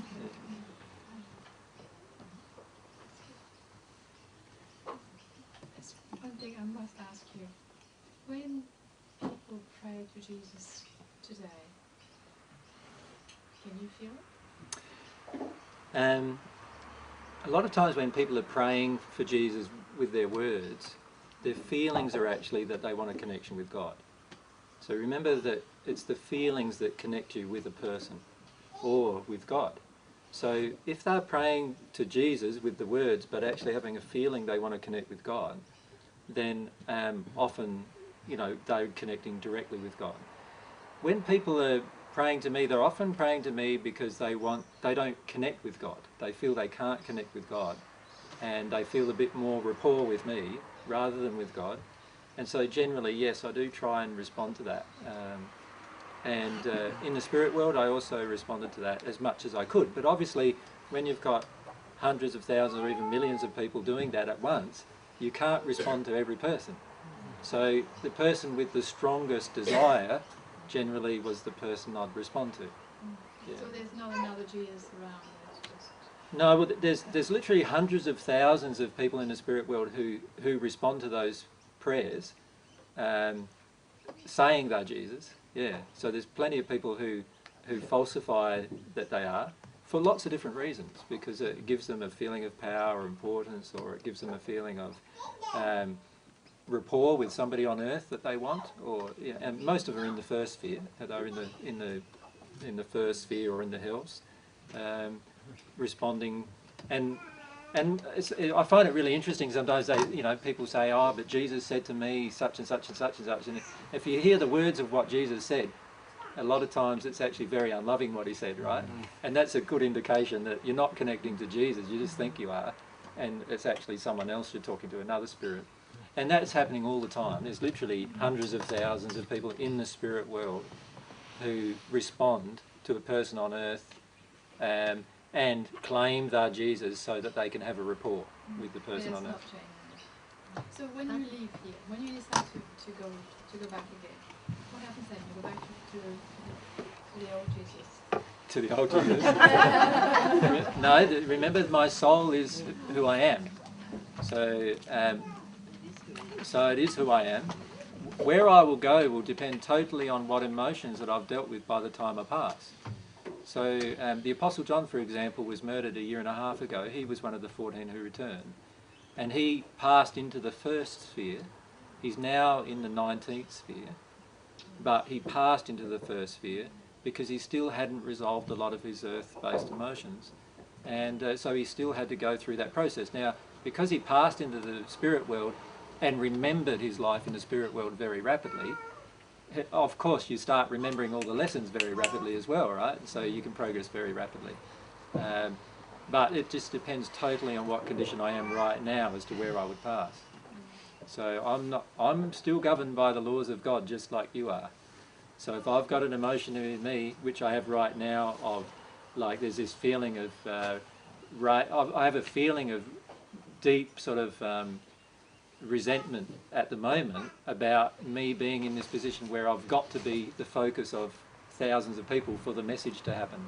Like I personally want just a private life, like all I've ever wanted this life is to go off bush somewhere with my girl and we just have a nice quiet life, bring up a family, grow old together and pass. That's all I've ever wanted. So me having to do even a group like this is a huge confronting thing for me.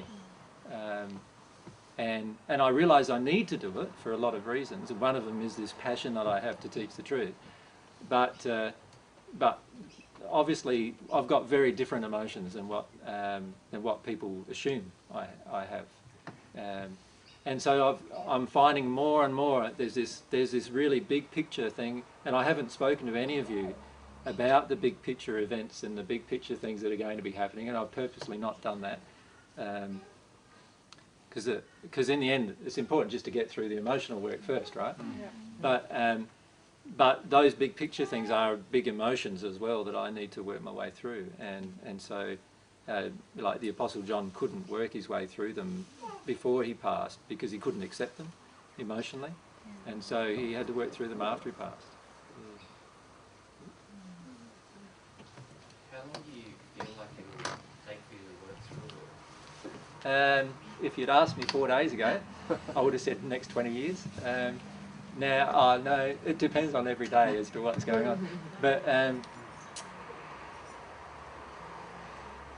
I'm feeling like I'm right down at some really, probably two or three core issues to go.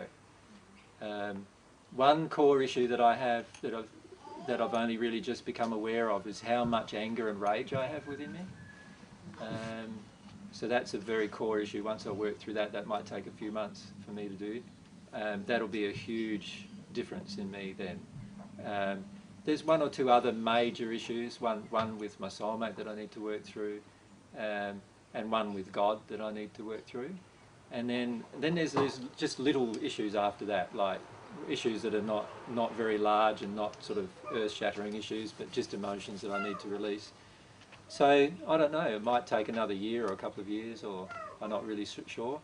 The way I view it now is I'm just doing my best to do it as fast as I can. And yeah, just for my own happiness firstly, even. But yeah, I think a few years probably things will be a little different for me. Yeah. I know you're not going to talk about what's happening in the future, but can you just give us an idea, because you're doing a lot of work at the moment with groups and you're always quite busy, during the weekends. Have we progressed at all? Yeah, I don't know if you guys have felt it within yourselves, but you've had lots of progression. A lot of you have had really lots of truths hitting you, one after the other, after the other, after the other, right? Many of you can feel that occurring. Many of you have also noticed now that your emotional life is getting a bit more tumultuous. You notice that? Well, that's the result of you working through issues now, rather than just denying them. So that's big shifts. They're big shifts, right? All of these big shifts are really, really important for you. So just even being in a group like this where other people are just open to experiencing more truth causes a shift in yourself. And that's why it's so good to be in the group. I don't know if you've noticed, but sometimes when you watch the DVDs again, you notice you get more out of it each time. You notice that, oh, I didn't realise that was said. Like, now I get that, and I didn't really get it at the time. Well, that's an indication that you've actually grown and changed in this short period of time. So yeah, all of you are growing and changing quite a lot. And I feel that in you a lot. A lot of you are getting into these new states of emotional acceptance to truth, and new states of emotional acceptance of your own emotion that you weren't in before. And that's really good indication that you're getting in new states. Some of you are even starting to live in your passions a bit more, like focusing on living in your emotions and living in your passions a bit more. And that's a really good state to be in too. So yeah, there's been lots of progress actually. And probably more progress in the last year on Earth than I've noticed before. And the people in this area are leading the way a lot as well. And I think a lot of that's because all of you are so open to receiving, more open emotionally than many people in other locations. Yeah. The problem that you're going to face is that you'll get to a point at some point of anger and frustration. And many people, when they get to that point, then give up. Or they just blame me for upsetting their life or whatever is the easiest thing to do. And my suggestion is that's when it gets a bit difficult, that's when it gets more difficult. But there's lots and lots of tools that you can use to break through those conditions. And, many therapists have lots and lots of different tools. Grant has some, and there's, as a lady I've just visited yesterday who has some as well, who can help you break through different stages of stagnation. So just notice when you feel like you're stagnant and, ask yourself, is my desire for God still there? Is my longing for God still there? Is my longing to do with my emotions still there? Do I really have this passion for God? Because this is what it's all about, really, in the end. Can I just add to that too, that if you haven't, be honest with it. Because I haven't. I've got a lot of anger towards God, and it doesn't help trying to basically bullshit yourself to tell yourself this is what I should be doing. I should be loving God, I should be desiring God. Well, I just don't. And I've got a lot of anger about, that's why. And I need to confront all that. Feeling like just left and desolate and abandoned and things like that, and a lot of anger towards what happened. So if you feel angry, just go for it. Yeah. Tell God about that. Yeah. God just wants honesty.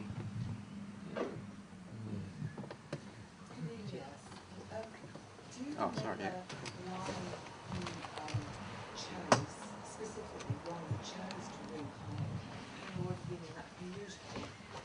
beautiful sphere.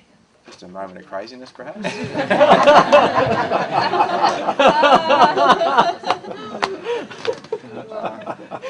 I don't have any recall of that, but it's not really a wise choice, it feels like.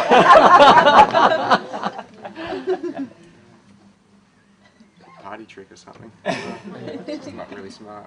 I don't know, maybe, like the gentleman said over here, maybe it's... I think I'll rewind back to when I was talking to AJ for about 4 hours that day. I was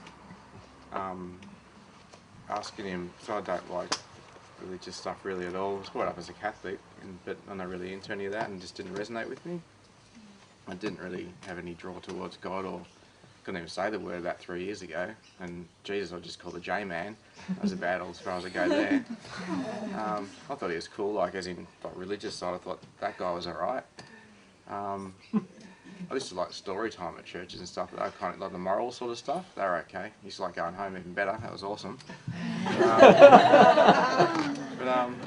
So I was asking him about this 14. I was saying, why are they all these religious dudes and stuff like that? I started getting a bit annoyed, like he's just a religious, freak that wants to like say all these, religion's the way to go, or something like that. And I was asking him, why wouldn't, sort of like, I don't know much about religion, I'll just throw him out there, why wouldn't Muhammad come back, and why wouldn't Allah, whatever that is, come back, or why wouldn't Krishna, I don't know any of these things, I'm probably all wrong saying them, but all these other people that other religions look up to or something like that, so why wouldn't they come back? Why was it there's these certain few? And he explained to me because they understood about divine truth, they've gone down that path, whereas the other ones haven't understood it, and about God, the truths about that. And that kind of made sense at the time. I really lost track where I was going to now. Why you come back? Yeah. I was going to say something, but I forget it. It's to do with that He feels he discussion. was misled by me. Yeah. I don't know where I was going with that, but I've just totally lost it. I have memories of what actually happened in the spirit world when we all decided to come back. But at the moment I haven't talked to the rest of the 14 about them, because I want them to, they need to do all of their own emotional work. And if I tell them things, then there's, it's like when you get told things sometimes, you have a tendency then to go along and believe that for a bit, not trusting your own emotional experience. So it's really important the 14 trust their own emotional experience just like you do. And so I haven't said much to them about it. Remembered. Just like I was saying about the gentleman over here saying how, all these other ones that have come back, they're all in sort of a good position, in a good place, and people kind of looked up to them a little bit, whereas me, who did, sort of thing, everybody hated me, really, right to the very end, so... I love you, man. Yeah, I know. And, so it's just, I suppose it's in a way, I can see it now, understand why that decision would be made. It's to show people it's possible from any condition in life, to work through stuff and still, because love's real. It took me a long time to realise that, and even now it's still a hard concept because I'm not allowed to come in, just because of the injury stuff, and I'm getting through that. So it's possible for absolutely everybody, not just people, supposed to be up there, or that people think are important. The most unimportant person can get it and be loved. There's this common concept that the people in the spirit world that are the most developed are the ones that are the most famous. And the truth is that the people in the spirit world that are the most developed are actually just common people. And many of them you would have never ever heard of in history. There's not even a word written down about them in history. And some of the ones who have returned, some of the 14 who have returned, you would have never ever heard of in your day-to-day life, or in the Bible record, or in the history record, and yet they have had the development, the longing for God's love to enter them so strong that they develop more rapidly than many other people, the majority of other people, obviously, in history. So understand that the way God selects things is not the way you often think. The way we often think is, oh, that person's got that amazing ability, and that person's got that amazing gift, and aren't they so special? But often from God's perspective, you're even more special. Just acknowledging they're special. And many times those people that you're pointing at saying they're special wouldn't even acknowledge you. So therefore they are actually, in God's eyes, they are lesser than you in the sense of they have less love within them than you do. You understand? So you see, the way God sees everything is via this love condition, not via what we see as valuable. It's very important to understand that.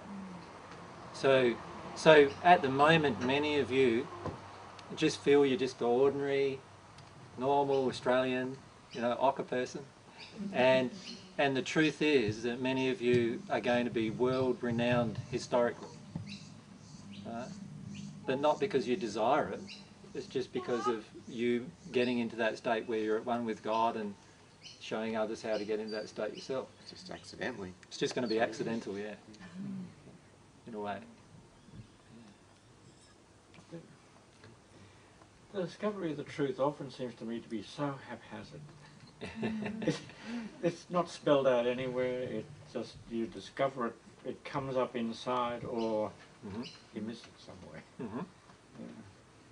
Well, this is where I said that you have to keep on knocking and keep on asking. Truth comes, but to the person who seeks it the most. Yes. And it's very important to have that seeking attitude to truth.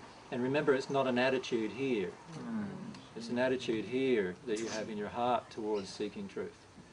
So when you have that seeking feeling, that emotional feeling towards truth, then you will get the truth quite easily. It's because of the resistance that we have that we often avoid truth. And in the first sentence, actually, I don't even know if I brought a Bible with me. Here we go. He's going to quote the Bible on you now. I've just been reading books. I hate that little book. Deal with the emotion, mate.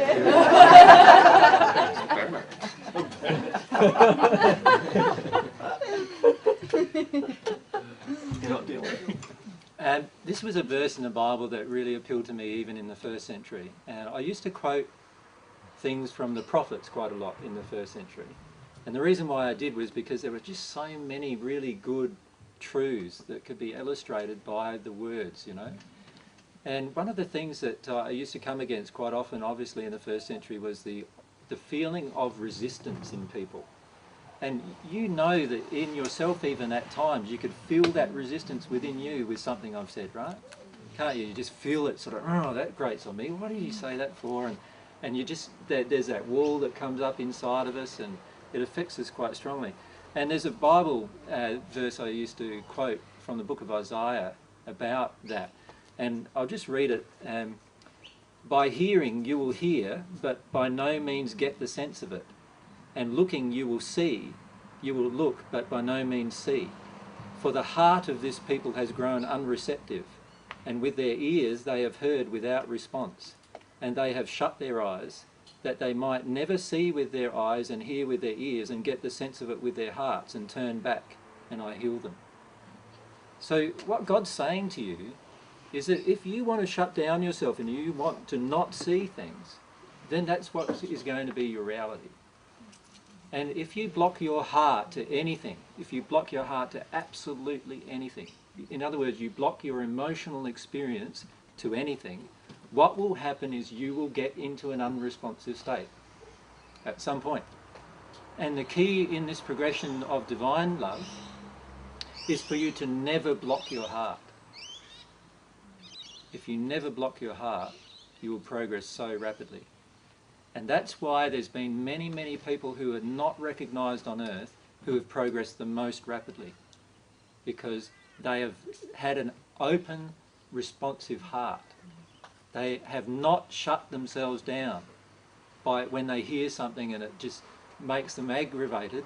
They realise, oh, I'm aggravated, so there's something in me. You know what I mean? They let themselves see the truth about what's going on.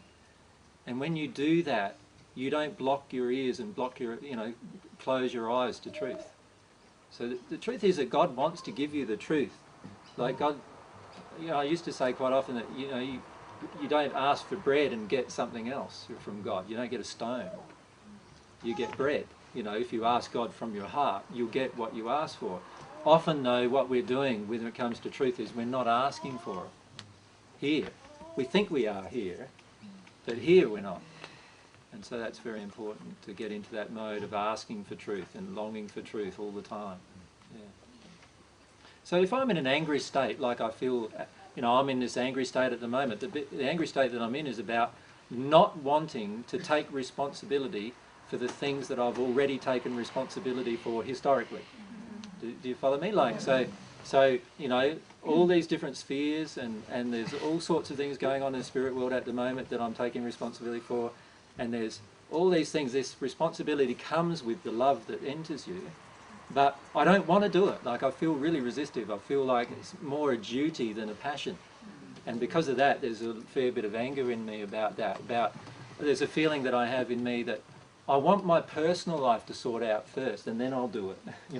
There's that kind of feeling there too, right? And so I've got to face that truth, that this is how I'm feeling right now. This is how I'm feeling. I've also got to face the truth that how I'm feeling is an emotional error from God's perspective. And I've got to face that truth as well. And then I've got to face, do I want to experience this emotion? So let myself experience the rage that I feel about being forced down a path that at the moment I still don't really feel comfortable with.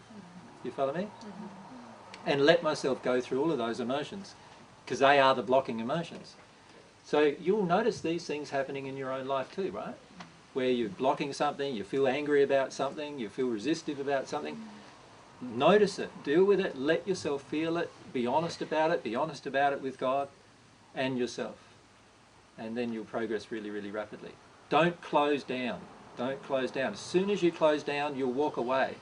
And then in 10 years' time or 15 years' time or however long you've closed down, you'll look back on it when you reopen up and think, that was a waste of my life. There's no need to waste your life. Just stay open. Just stay open. Yeah. Is the rapture really going to happen? Is the rapture going to happen? Who's heard of the rapture? It's a bird. Okay, quite a few. You were in rapture last night. Prehistoric bird. I won't ask why you're in rapture. We'll stay away from that. I was playing music. Oh, okay. Okay. No worries. The rapture Bible definition is that there'll be a time when all of those who are on earth who are in a state of divine truth get called to God. And the answer is no, that's not how it works. God's laws are not broken for a group of people.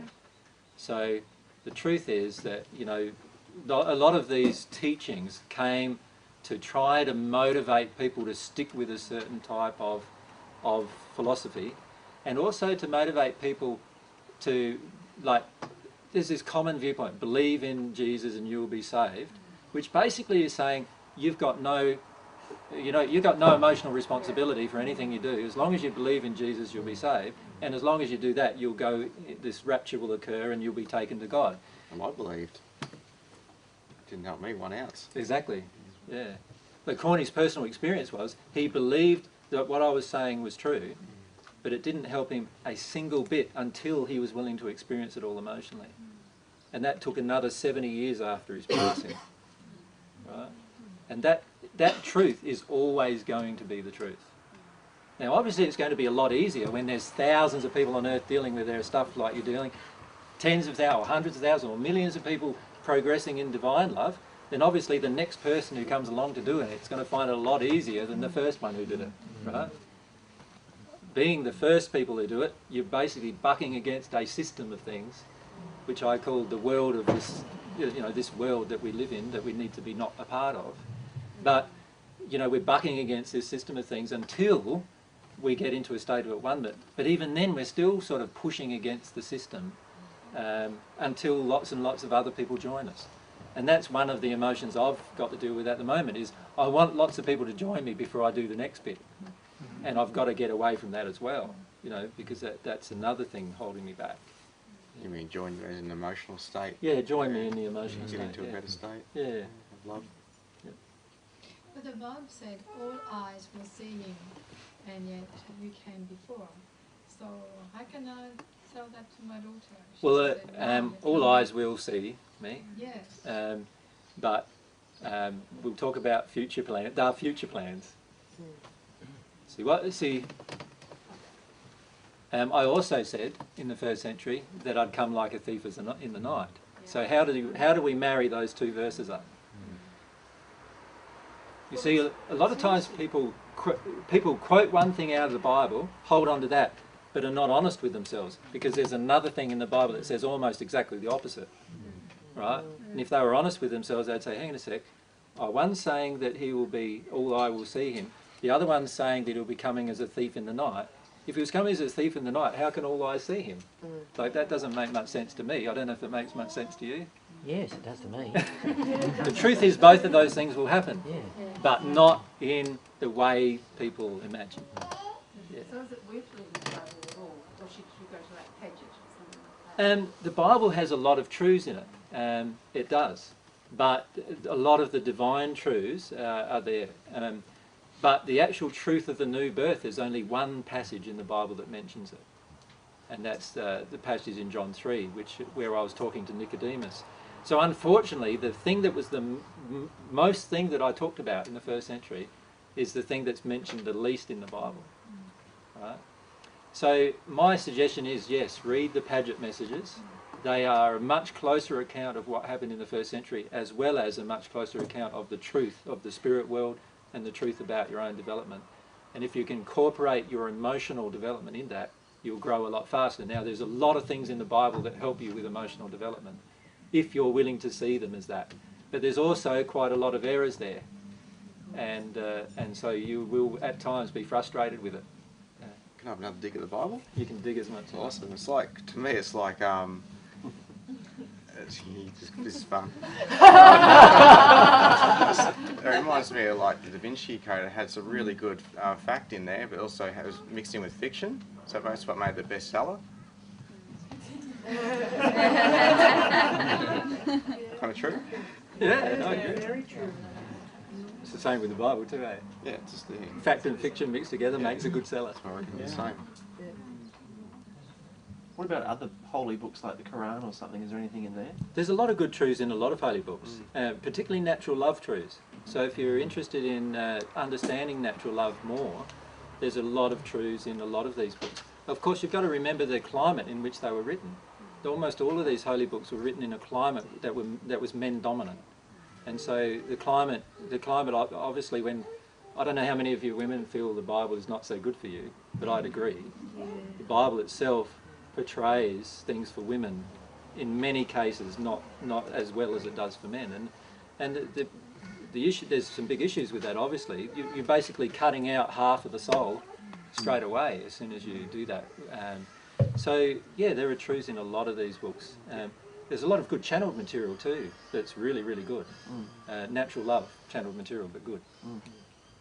I was going to say, I was talking to a girl about the soul once, and next time I saw her, she gave me, I don't know how many pages you can find on the internet about it, but she gave them all to me, about all different religions, their versions of it.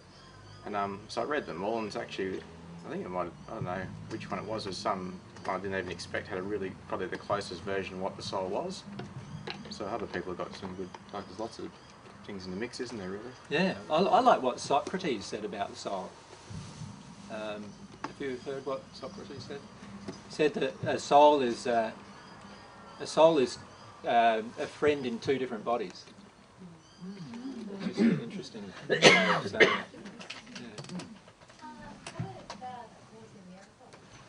A Course in Miracles was channeled. Now we're sort of getting off the topics of first century. That's fine though. Everyone want to get off that, or you've had enough of that?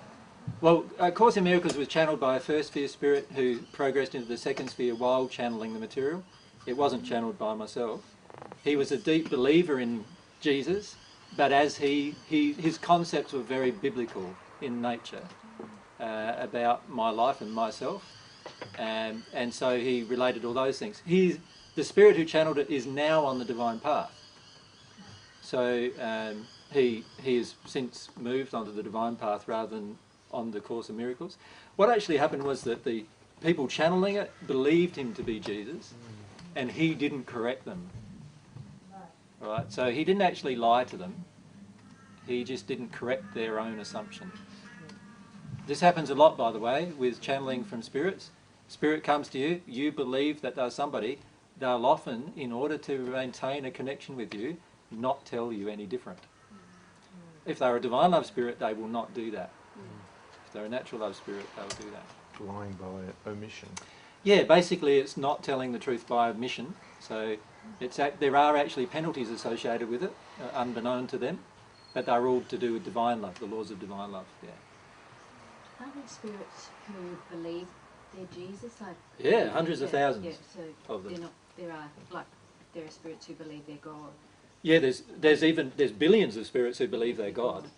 Yeah, literally, billions of spirits. There may be messages coming through, like they're not intentionally deceiving, falsely saying who they are. They really think they are. That's right. They really believe they are. There's obviously a lot don't believe they are either. Yeah. So there's a mixture. You know, it depends what condition they're in. You can often tell by the message. So if the message contains a lot of doom and gloom and really negative things, and it's saying it's from Jesus, well, obviously it's from a pretty negative spirit, probably in the first sphere. And you know, if there's a spirit, if there's somebody getting a message from God talking about reincarnation in the sort of the old way of believing, if I could use that term, then, you know, obviously it's a spirit who's in a certain condition who believes in reincarnation. Then it just depends on the condition of the spirit. Now, a lot of times they're not lying. They sincerely to believe what they're saying to you to be the truth. If we ask, this is just on the guide, the spirit thing again, yeah. If we ask God for divine love and to be on the divine assistance, do you automatically, do your guides be on the divine love path? No. Okay. The reason why is because asking here and asking here are two different things. What are you got to do to be on the divine love path? You've got to have a longing for God in your heart, for God's love to enter you. In your heart, not here. You've also got to have in your heart a longing to deal with all of your own emotions and to listen to truth in your heart. Now, if you don't have it in your heart, then you won't attract the spirit who will help you. It's only if it's in your heart that you'll get it. So it's not what's going on in your head that matters. And this is where a lot of people get mixed up. They say, oh, but I asked for God's protection. Why didn't I get it? Well, the truth is that God's already protecting you as well as God wants to protect you with the laws that are in place that God has already put in place to protect you. Right? Like, He's already doing it. If you ask for God's additional protection, God will certainly give it, but He's not going to do it and let you break His laws doing it. So like, oh, I want to have God's protection, but I'm going to become a racing car driver now, right? Now, I'm going to get some protection, but if I'm risking my life, purposefully risking my life just to get an adrenaline rush which is based around an emotional condition, then what do I got to do? I've got to look at the emotional condition. That's saying God's protecting me.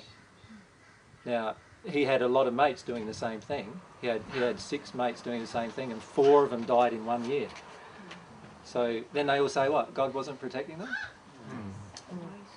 What was happening was that they weren't dealing with their emotional condition within themselves. So how can God work with that? He can't. You see, a lot of times we're fooling ourselves when it comes to what we're asking for. So the key is to be really sincere. Like I was feeling really blocked last week, and I wasn't being sincere. I've got all this anger that's there about different issues, but I wasn't allowing myself to connect with it, and I wasn't even allowing myself to recognise it was within me. So of course I'm going to feel disconnected from God in that state, until I'm willing and open to see something different. Yeah. AJ? Yeah. With healing, you know, like most of the New Agers, if you say there's some sickness, they say, oh, what don't you want to see? Or, oh, you're supposed to be learning some lesson. But God wouldn't give you a sickness for you to learn to still love God. I mean, like God doesn't give you sicknesses at all. Because I notice it in myself, there's still a belief that, oh, I'm supposed to still I'm love, supposed to do something. Yeah. And what is it? Yep. So how does that healing work? Is it still just a call in your own heart for wholeness? Well, there's a couple of things at work. Firstly, a spirit can, through another person, heal you in your spirit body and your physical body. But if you don't deal with the emotion, then that healing will not be permanent. And this is why a lot of people have to go back to them, right? So you get healed this week, but in a month's time you feel the same pain again. Why is that? Because the emotion isn't dealt with, right? So that's what's happening from a healing perspective, from a spirit. Most healing that's happening on the earth is from a spirit doing that on the natural love part. In terms of healing going on within yourself, every single illness you have is a creation of your own emotional denial. Every sickness, every bodily function, every single feeling in your body, every pain you have, everything to do with that is all about denial. It's all about what you're denying. Does that make sense? Yeah, so with the prayer from my heart is to confront every denial that's there. That's right, and the key is to be open about that, and the handout I've just given, which we'll probably talk about more tomorrow, is about how to look at your denials. Because it's the denial that creates sickness. So every single sickness, every single body pain, even your body not operating properly, if you feel you're overweight, all of that is all about denial. The whole lot is all about denial. The key is to allow yourself to see where you're denying, and to deal with that. And when Grant, you're wanting to have a break? No, it's just that those people are leaving. They might be booked in for tomorrow. Are we going to run tomorrow? Yeah, I was going to run tomorrow. Okay, fine. Yeah. Otherwise I have to run after them. But it may not be as long. Yeah, it's okay. Yeah.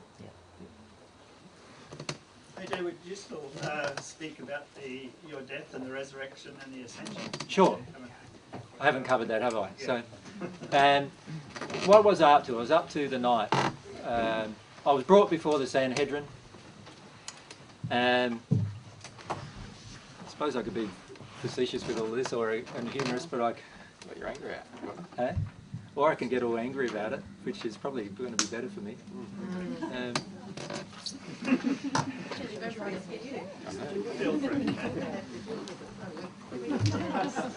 So I'll just need to let myself connect emotionally to all this as well while I'm saying it, hopefully. So yeah, Judas came up. He did kiss me, like a greeting, you know, like they do in Europe in particular, indicating to the soldiers that I was the man. And the soldiers were soldiers that were a mixture of soldiers. They were Roman soldiers, but they were given to the Sanhedrin to maintain order in the temple.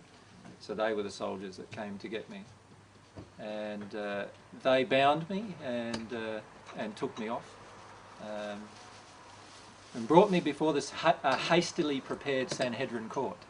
There were 71 members in the Sanhedrin. My own father was one of the members, but they didn't invite all of the members who had any liking for me. So they only invited the members who wanted me dead. The Sanhedrin court was split in half because of my teachings, basically. There were half of them who really loved the teachings of divine truth, and there were the other half who hated them with vengeance. The half that hated them with a vengeance was all about money, actually, and power. It was all about them losing the power over the people. Because I was promoting a direct relationship with God, with each individual. They were promoting a relationship with God through the priesthood.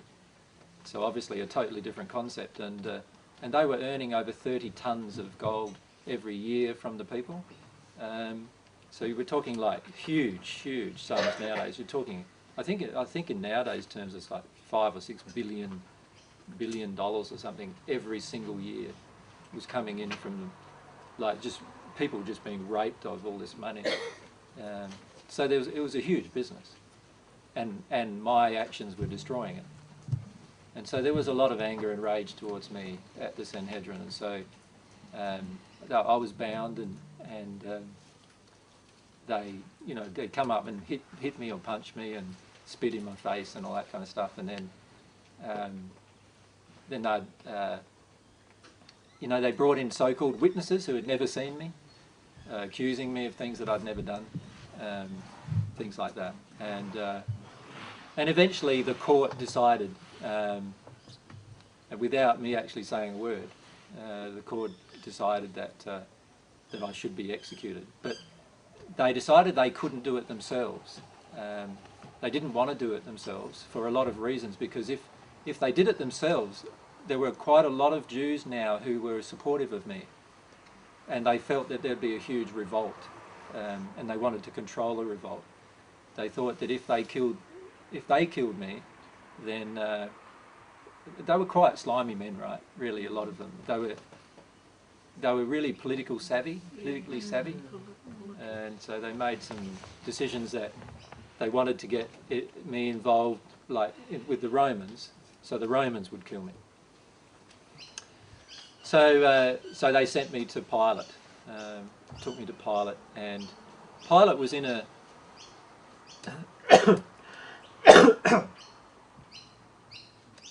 it's just come here for some reason.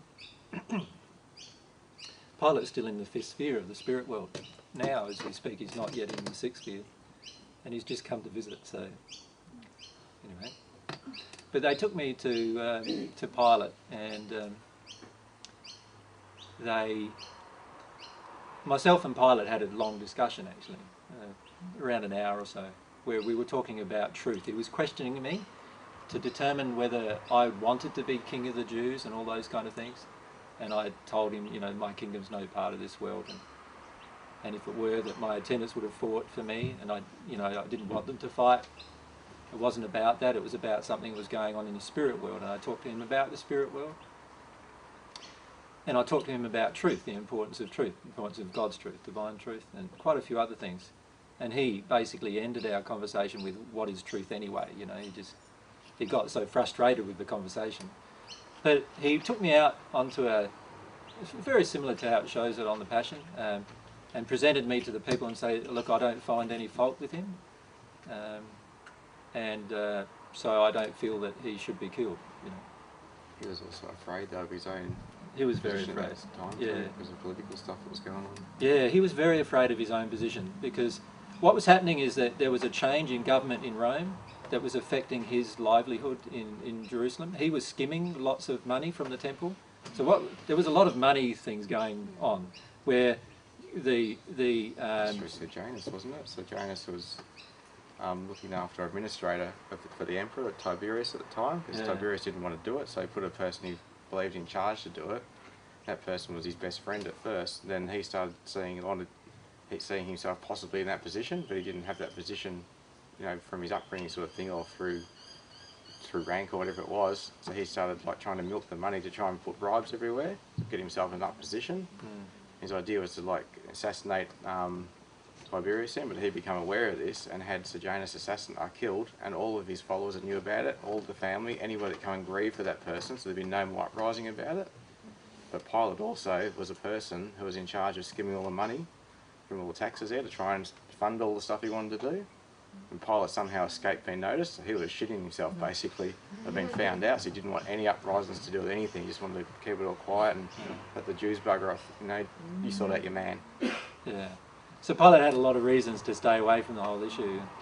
He got forced into it by the Sanhedrin, and they had agitators in the crowd saying, you know, he's calling himself the king of the Jews, which I wasn't, obviously, but that's what they kept on saying. He's calling himself king of the Jews. We have no king but Caesar, and, you know, really getting into Pilate, like, you know, this is going to affect you with Caesar if you do something here.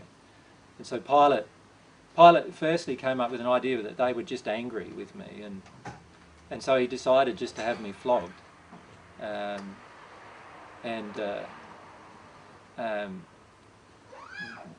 So I got taken away to be flogged, but he gave instructions that I wasn't flogged too much, but the soldiers were quite angry with me, and so they flogged me pretty badly. I couldn't hardly stand up after the flogging, and it was pretty much like it's shown in the Passion, pretty much blood everywhere, and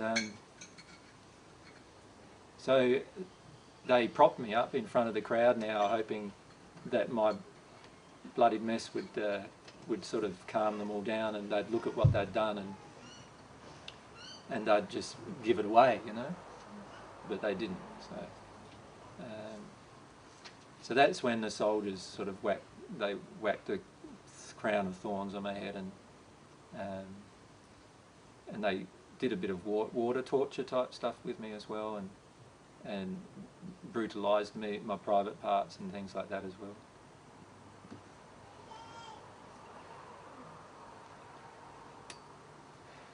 And they sort of presented me back to the crowd. And by this time, obviously a lot of the people who were with me knew what was happening, and Mary was actually not in Jerusalem at the time, but by this time she was now in Jerusalem, so she watched a lot of this happening as well. And my mother was there, and my mother's sister, and John's mother, and Apostle John's himself was there, and quite a lot of the disciples had scattered by this time because they were worried about what would happen to them. And so then I was just basically had to walk, I suppose, you could say. It was Pilate didn't want to crucify me, but the crowd called out for my crucifixion, and the problem was too is there was this other man, Barabbas, who, in fact, his name was Jesus, believe it or not, not Barabbas. So, in the Bible how it talks about this man Barabbas, who was a thief and a murderer, his actual name was Jesus. So there were two Jesus. Which one do you want? Which one do you want? And they freed. The reason why they freed one of us was that it was a common custom to grant a pardon for somebody on the Passover, which is happening once a year, right? It was a once a year event. So, of all the political prisoners that were kept in prison, one prisoner got a pardon. And so the other Jesus got a pardon. That's incidentally why they tried to get that over and done with really quick. So it'd be over and done with before the Sabbath, or their holy day, holy celebrations. They wanted it done, and it was only now about 6 hours before the evening. So, and if it was unlawful for a person, a Jew, to touch a bloody body on the Sabbath, so anybody who died on the Sabbath was left to the following day to be prepared generally. And so what happened was that I had to carry this stake. It wasn't a cross, it was just a pole up the mount to Golgotha. And I was so exhausted that I couldn't carry it very far. And then a big man, Simon, his name was, stepped in and helped me carry it. In fact, he probably carried me and it up to the top of the mound. And Corny was overseeing all this procession. So Cornelius was the centurion overseeing the whole crucifixion of the three people, not just myself. The other two people they crucified the Roman way, which was with a cross.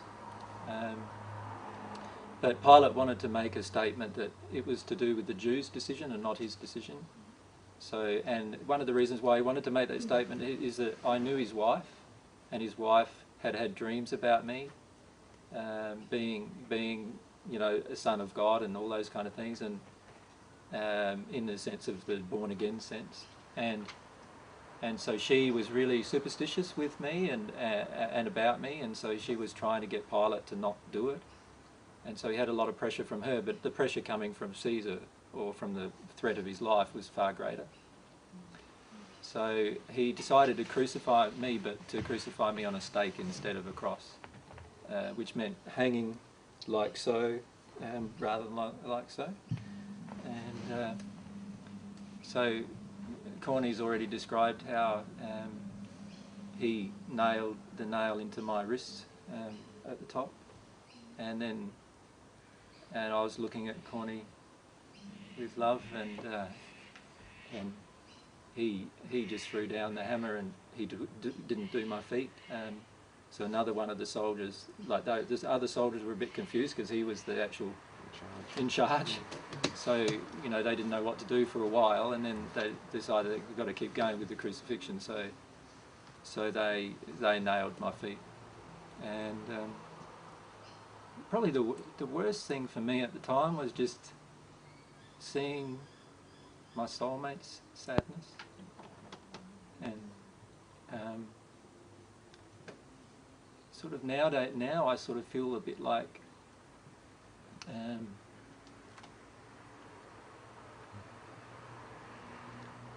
before then I felt like I'd made the right decision, like it was a decision to allow this to occur.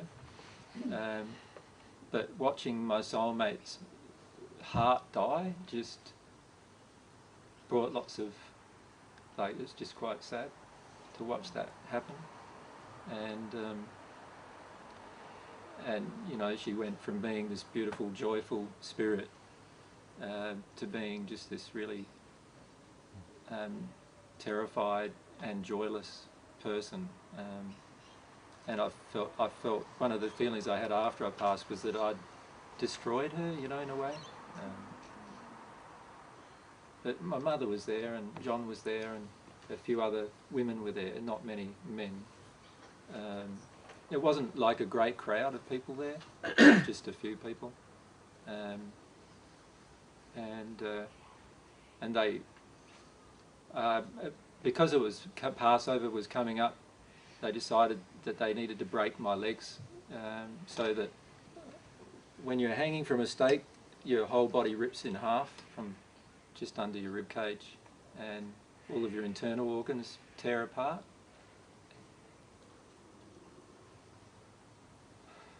And so they thought that I'd have to do that. They thought they'd have to break my legs to make all the bottom half of the weight of my body just tear everything apart and kill me. But what happened was that because I was so sort of sensitive to everything emotionally, and because of the beating that I'd had, I bled to death before then.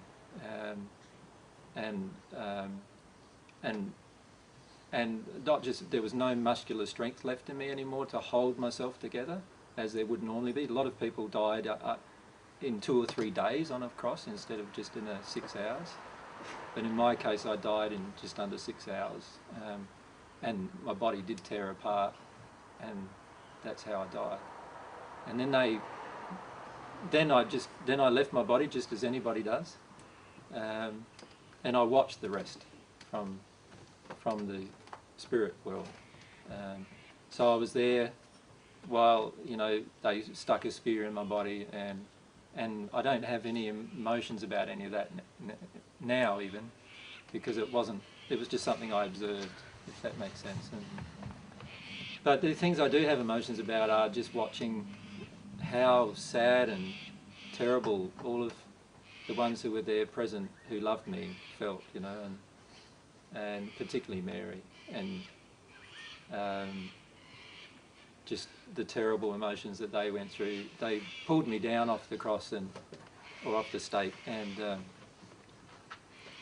Mary just wept for quite a few hours into the evening, and then they carried my body off to be prepared for burial, which took the next day. And they didn't do it on the next day because it was Sabbath, so the following day afterwards they were allowed to do it, so they prepared my body for burial and buried me that day. So, but I was watching all of these things in the spirit world, and obviously I was comfortable with what was happening, but nobody else was. So then they put me in the tomb, which was actually my father's tomb. He'd bought a tomb when he bought a house. He bought a house in Jerusalem when I was in my 20s, and he bought a tomb in Jerusalem as well, because he felt he always wanted to be buried in the holy city. And so I was placed in the tomb, And what I did as soon as I was placed in the tomb and it was closed over, I destroyed the physical body. Like, I made the physical body disappear. Just go into... Basically, you know how bodies disappear over time? Well, what I did was just hasten that process so that the body disappeared within an hour or so. And the process of that happening meant that the shroud, there was no, the shroud was left there over the top, but no body. So I folded up the shroud and put it in the corner at the head of the tomb. It was like a rock that I was laying on, and I did that because I wanted to demonstrate that I'd done it. Do you know what I mean? That I'd actually done something, that something had happened here. I knew the tomb would at some point be rolled open. And there were a number of sixth sphere and celestial spirits who caused the rolling. They materialised the body and rolled the tomb door open. The soldiers fled when it occurred. There were 2 or 3 soldiers guarding the tomb, and they fled. And then when Mary came the next morning, my Mary, Mary Magdalene, came the next morning, obviously the tomb was open and my body was gone. And she thought somebody had stolen me, stolen my body. You know. But then as she came out of the tomb, I appeared before her. I pulled together a physical body and appeared before her and gave her a hug. And as soon as I did that, she realised, because my form looked a bit different, she realised that it was me. And then she ran back to where the other disciples who were still in Jerusalem were hiding and told them that she'd seen me, and they had told her that she's crazy. And they told her that it's not possible, and they told her that quite a few things actually, along with being a stupid woman and why you're just emotional and all that kind of stuff. And she was saying, no, no, no, you know, and eventually John and Peter believed her enough to actually run to the tomb and have a look. And when they ran to the tomb, they went in and seen my body was gone, and they thought the same thing as she thought. And then when they came back out again, I appeared to them. And so by this time, there's 3 of them now who had seen the same thing. And then over the next 50 days, I appeared to nearly 500 people. Which in a materialised body. In a materialised body, yeah. So you know how this resurrection thing, people say it was a resurrected physical body. Well, it wasn't. I was just a normal spirit now, just like you will be when you pass. And when you have the power coming from God, you can materialise a form. And this happens all the time, by the way. Like, I've had some interactions already with different spirits who, and some of the different people I know have had interactions with spirits that I know were spirits who had materialised a form. And it happens all the time. It happens quite commonly, actually. So, so I materialised a form on lots and lots of different occasions, and then I actually got quite a lot of them together when I left them, and I sort of took my form up into the clouds, if you like, just to demonstrate that I was in a different state, really.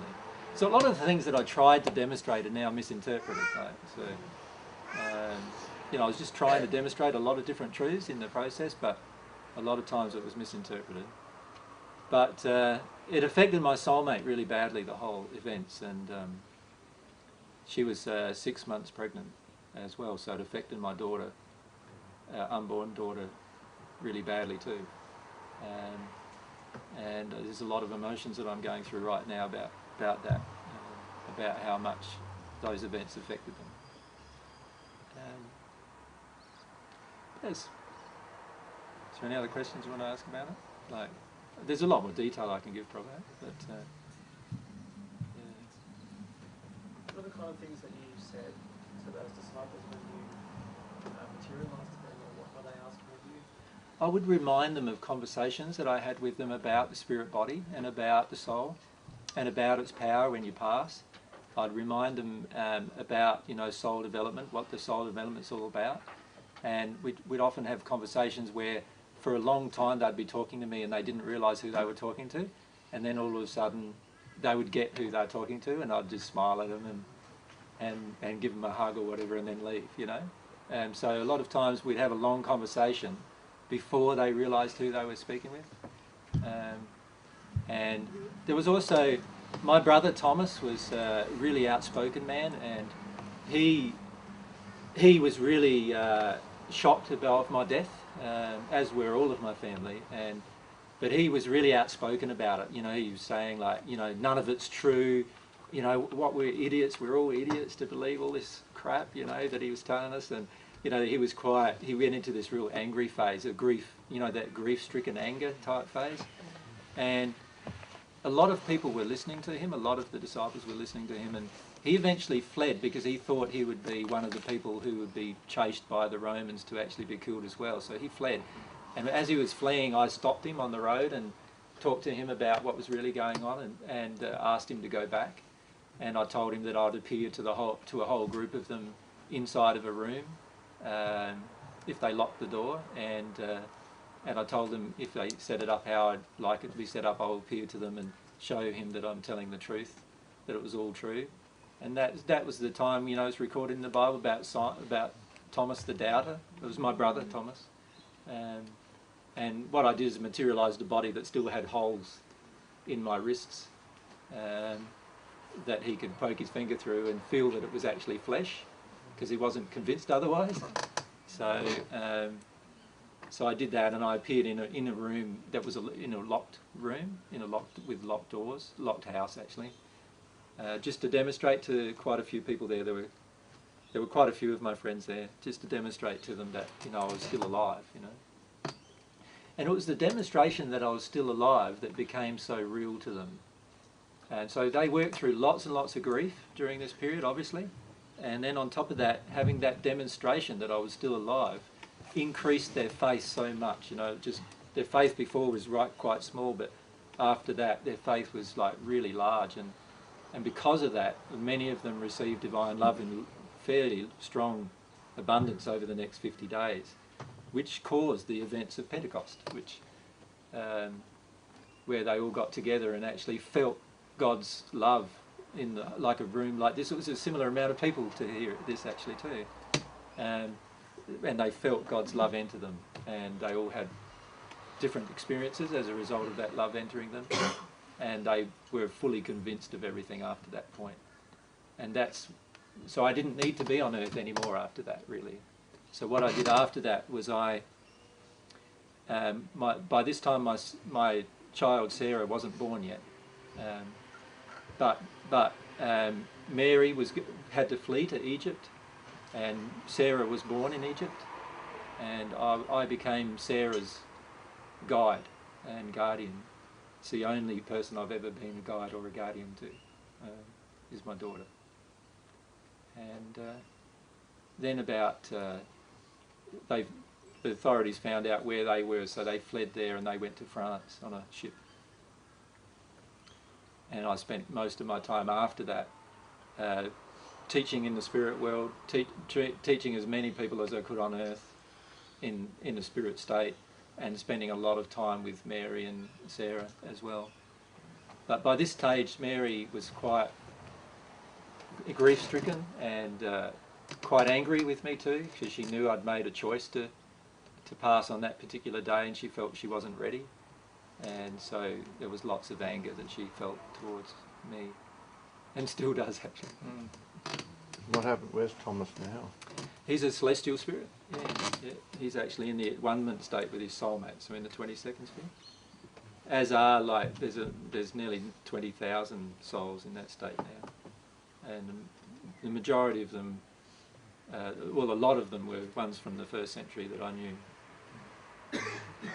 So my mum and dad are in that state as well. All my brothers are in that state. My 2 sisters are not quite in that state yet. So yeah, pretty much all my family's in that state now. Yeah. But when I was on earth, none of them believed. Even my mother, you know, it's a common misconception that my mother believed and supported me the entire way through. My mother did support me at the end, but even at the end she was still very confused.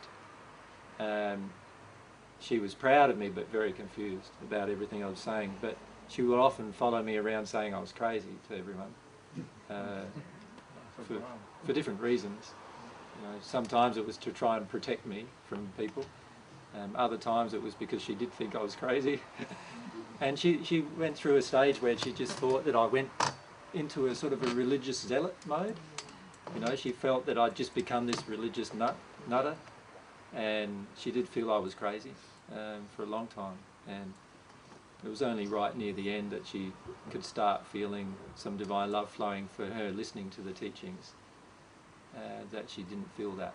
But she felt, my father felt cursed for having me as his son, and he just felt that I was, he felt that I was his shame. So I've had quite a few emotions to deal with about that this time round. But after I passed, he realised that actually what I was speaking was the truth, and after I'd reappeared. So then his shame turned into his own self-torture, really, right? And so my father went into this place of feeling really upset with himself for not realising the truth earlier, and because of his guilt, he left the family home, and he just travelled and travelled talking about the truth. But a lot of it was driven by his own strong feelings of guilt. Did he pass into the first sphere? My father, no, he passed in the second sphere. My mother passed into the third sphere. My soulmate passed into the third sphere, but still had first sphere emotions. All of them had first sphere emotions to deal with, but their soul condition was in a different place each time. So my soulmate passed into she could have gone to the third sphere, but she had some first sphere emotions to deal with. She was tortured to death, so had a lot of emotions to deal with about her torture. And she had a lot of feelings towards me as well, of rage with me, rage. Like, we had a period of time in our lives, a year and a half, we spent that we were actually together and happy. And you know, like, she felt that wasn't long enough. That's understandable. It isn't long enough. No, I feel it wasn't long enough either. So now you want to kick back in the woods. Yeah, that's one of the emotions I have is like, one of my resistances is that, like, do I want to do that all again, you know, like, and I just sometimes want to just kick back in a nice little tropical paradise and just spend all the time with my girl and what we create together. But, you know, I know that's not why I've come, but it's a feeling that's quite strong in me, you know, and it's driven by some of this guilt that I still have about choosing to pass and watching my soulmate just die inside, you know. You said your mother in the first century experienced a bit of divine love. Was it at the end of your life or at the end of her life? At the end of my life, she started experiencing some divine love, particularly after I passed, because when somebody passes, if you have huge grief, you're actually clearing away a lot of causal emotion. And as you're clearing away this causal emotion, if you're longing to God for love, you'll receive a lot of love as well. So, you know, that happened to her, and then but it took many years before she had some peace with it all. It was nearly, you know, 15 years before she really had peace about what had happened. The Apostle John, who's known as the Apostle John now, he looked after her. She stayed with him. What happened to a lot of my friends is that they just, like, my soulmate lost all of her friends in that one instant as well. When she left, she had to abandon all of her friends to leave to save herself, and so she lost all of her friends. So if you can imagine, like, losing your partner who you had this really loving, like, intense relationship with, well, the truth is that there's probably not been anyone on earth yet who's had the relationship that we had together, and then she then I passed, and then within a few weeks she had to leave all of her friends, all of her family, to go to a place that she'd never been to before. And then within a few weeks after that, she gave birth to a child that she wanted me to be present with, which I was present at actually, but you know, of course she couldn't feel me being present at this point, and by this point she was quite upset with me in her grief, and so I couldn't easily appear to her without her just being angry with me anyway. So, you know, and then she had to move again after that as well, so it was pretty distressing for them, and it was very distressing for our unborn child, Sarah. And even Sarah, a lot of Sarah's emotions now that she's working through right now are related to those events. Yeah. So. Are we likely to meet her? I feel you might meet Sarah in a few months actually. She's thinking very seriously about coming to Australia with Luke, so Sarah and Luke. And I have a feeling they'll be here in a couple of months, or maybe even sooner. So yeah, you'll meet my girl, my daughter. I call her my princess. Sarah means princess. Yeah. Sorry? Can we have a break? No. I'm in a belligerent mood. Of course we can have a break. Let's have a break, shall we?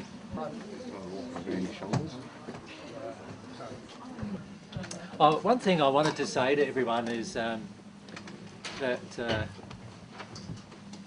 I hope you've enjoyed having the opportunity to speak with Corny, because it's like a lot of times when I talk about the 14, people don't ever see any one of the others of the 14, and so therefore, you know, it's like, oh, is that really happening or not happening or what? And I just think it's been great that you've given us the opportunity to do that today. Yeah, and it's it's taken Corny probably a year to get to the state where he felt like he could cope with doing it, hasn't it? Pretty much. I'm still really nervous. Yeah. So, and all of the 14 have similar issues with public exposure. For obvious reasons. Most of the time public exposure in the first century resulted in our death, and so we've got some pretty big emotions usually connected with public exposure.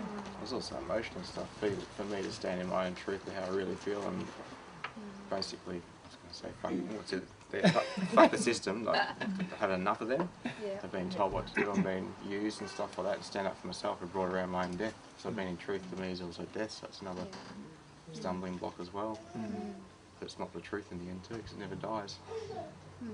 As I'd rather be in truth than be imprisoned in, you know, everybody else's stuff.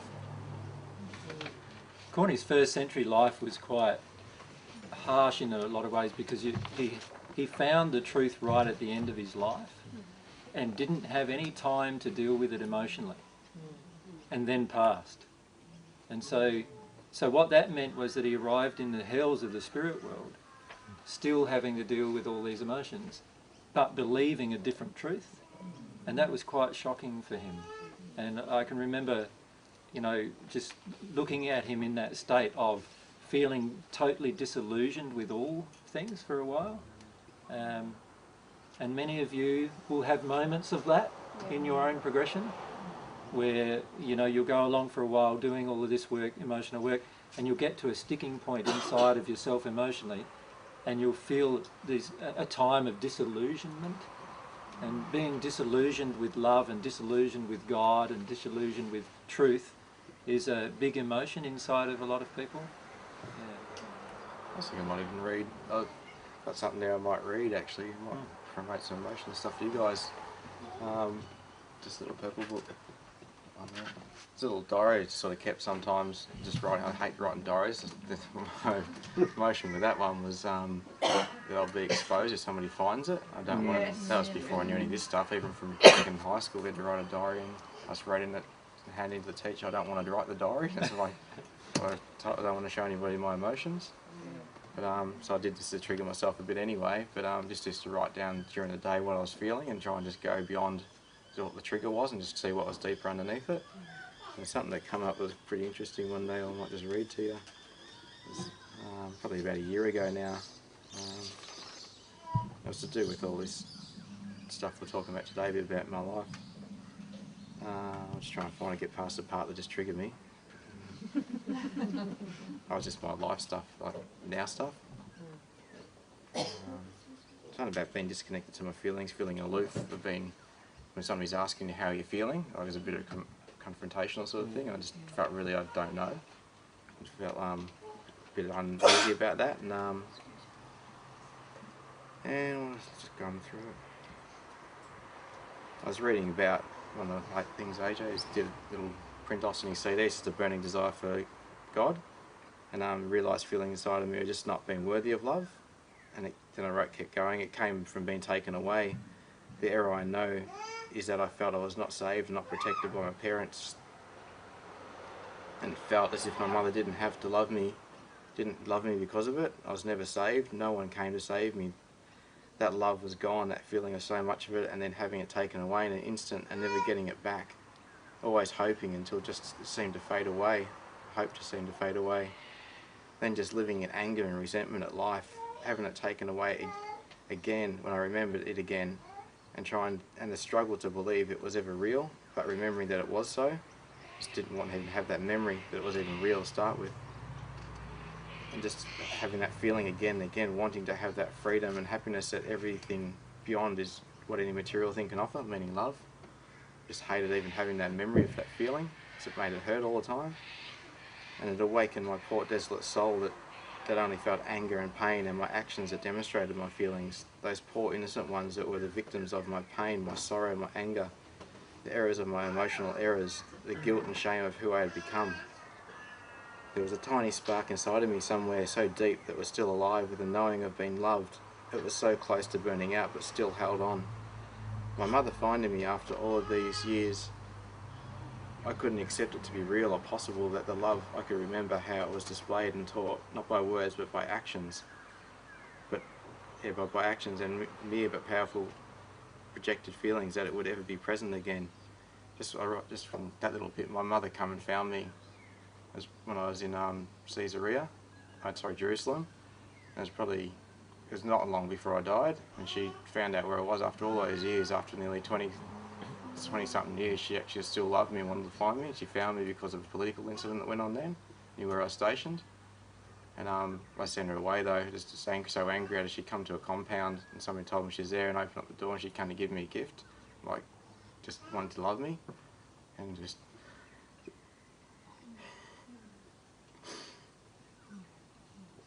set her away. Just hated her. Just brought everything up because I was feeling all that stuff coming up at that stage. Just that anger was just really directed at her, and just told her to go. I never saw her again until I saw her when I was just about to pass away. But anyway, we'll keep going. Yeah, just that love was just a myth, something that I must have made up. Love couldn't be real. My own internal war began. I could sense that there was something true, but had to keep discarding it. It hurt to believe that I was once loved, that my feelings were so remote, so foreign, it could not even be possible or real. There was this one that was going around teaching of this love thing, causing a bit of a stir amongst the people, causing a bit of a stir inside of me. I wanted to know if the spark, so small as it was inside of me, still had any credence underneath it. Underneath all the anger, the pain, and the resentment of seeing my mother, who I did not welcome but completely dismissed, I remembered that spark. I listened at times to this man. Others of my standing mocked what he had said. I did too, just to justify my position, but would, in times of only myself, sit with the man's words. There were many who would love to tell their stories to any fools who would listen, but this man was different, like he knew something that was inside of me. This caused me curiosity. I felt a softening inside of me, as if a bed I slept in once of thorns had now become the comfort of wool. There become more of a struggle. Who am I? This love that was once a myth became a glimpse of reality for me, so who am I? I do things that harm and cause pain to others, especially those who don't have any due to them, for they are innocent. Yet I'm no longer comfortable with this. So who am I? I wonder now of my mother and why she came so far from where we lived after nearly 3 decades. She's here. Did she come to find me? Did she never give up? I don't know. But did she find me? But did she find me? How sad that she found me like this. That man that speaks of love has been taken. He has stirred up a lot in everyone, but has done no harm. Harm is something that I have done. I still dishonestly to myself do what I do. They want him dead by the morning, their day they call a Sabbath. I feel numb at this. I don't want to feel. Just do what I do. He says no words of ill. I look into his eyes as I hold the nail and drive into his hands, and I drive the nail, and I hear his cries of pain reverberating in my entire insides, from my heart and all other areas. I see his eyes again, and his eyes show me love for me. This is just too much. I have so much self-disgust. Who am I? What have I done? My world has just flipped upside down. I know what I feel, and I am not the man I pretend to be anymore, regardless of the consequences. I have to honour my feelings. I'm done. I'm not a man of this anymore. I know who I am, and I'm afraid. My mother, the one who showed me love, the only thing I needed to know, is the only one who will understand, and I hope that this God that this man speaks of too will understand. I have nowhere to go. I believe in love, and I know I will die now. I cannot hide. No one will touch me. The uniform I used to wear has tainted me, even if the person underneath it is not the same representation of the so-called power over others that the uniform imposes. No one knows me except as to stay away. How false it all is. I have been bred, nurtured and grown as an icon of fear, yet I am love. No one knows me, no one will accept me. For what I have done and stood up for has led to my total isolation for me. I have only me now until they find me. I have nowhere to go. Surrender is the only thing I have left. That's all I have left, the only power I have left. The taunts, the anger, the animal behaviours are all mine now. Directed at me, that means. All that I have given out is coming back to me as if by all that I have done it to. The soldiers hate one of their own with more passion and more exuberance than any which has crossed them, especially in my rank. Their vengeance is frantic. They break me and break me. Always knowing in other ways they invent with new enthusiasm for inflicting pain. I want it to end, but it keeps on going on as if everyone I have killed or harmed is taking their turn. They keep me alive so the pain can last as long as possible. This is what I thought I hung upside down, because I stayed alive. It was my own will that kept me alive. I wrote I hang upside down, because the blood goes to your head so you can't faint. They have broken my body beyond repair. My insides are now on the ground. I can see them. I know it's not far away now. At some time of all this, I know I saw my mother's eyes. They were in the crowd. I saw them. I saw the deep sadness and love that I knew was real. It was no myth. All I hear is my breath now. It's all I have left to tell that I'm still in this world. I hope that this man was right, and I go into his kingdom of God now. It's time to go. And that was it. Wow.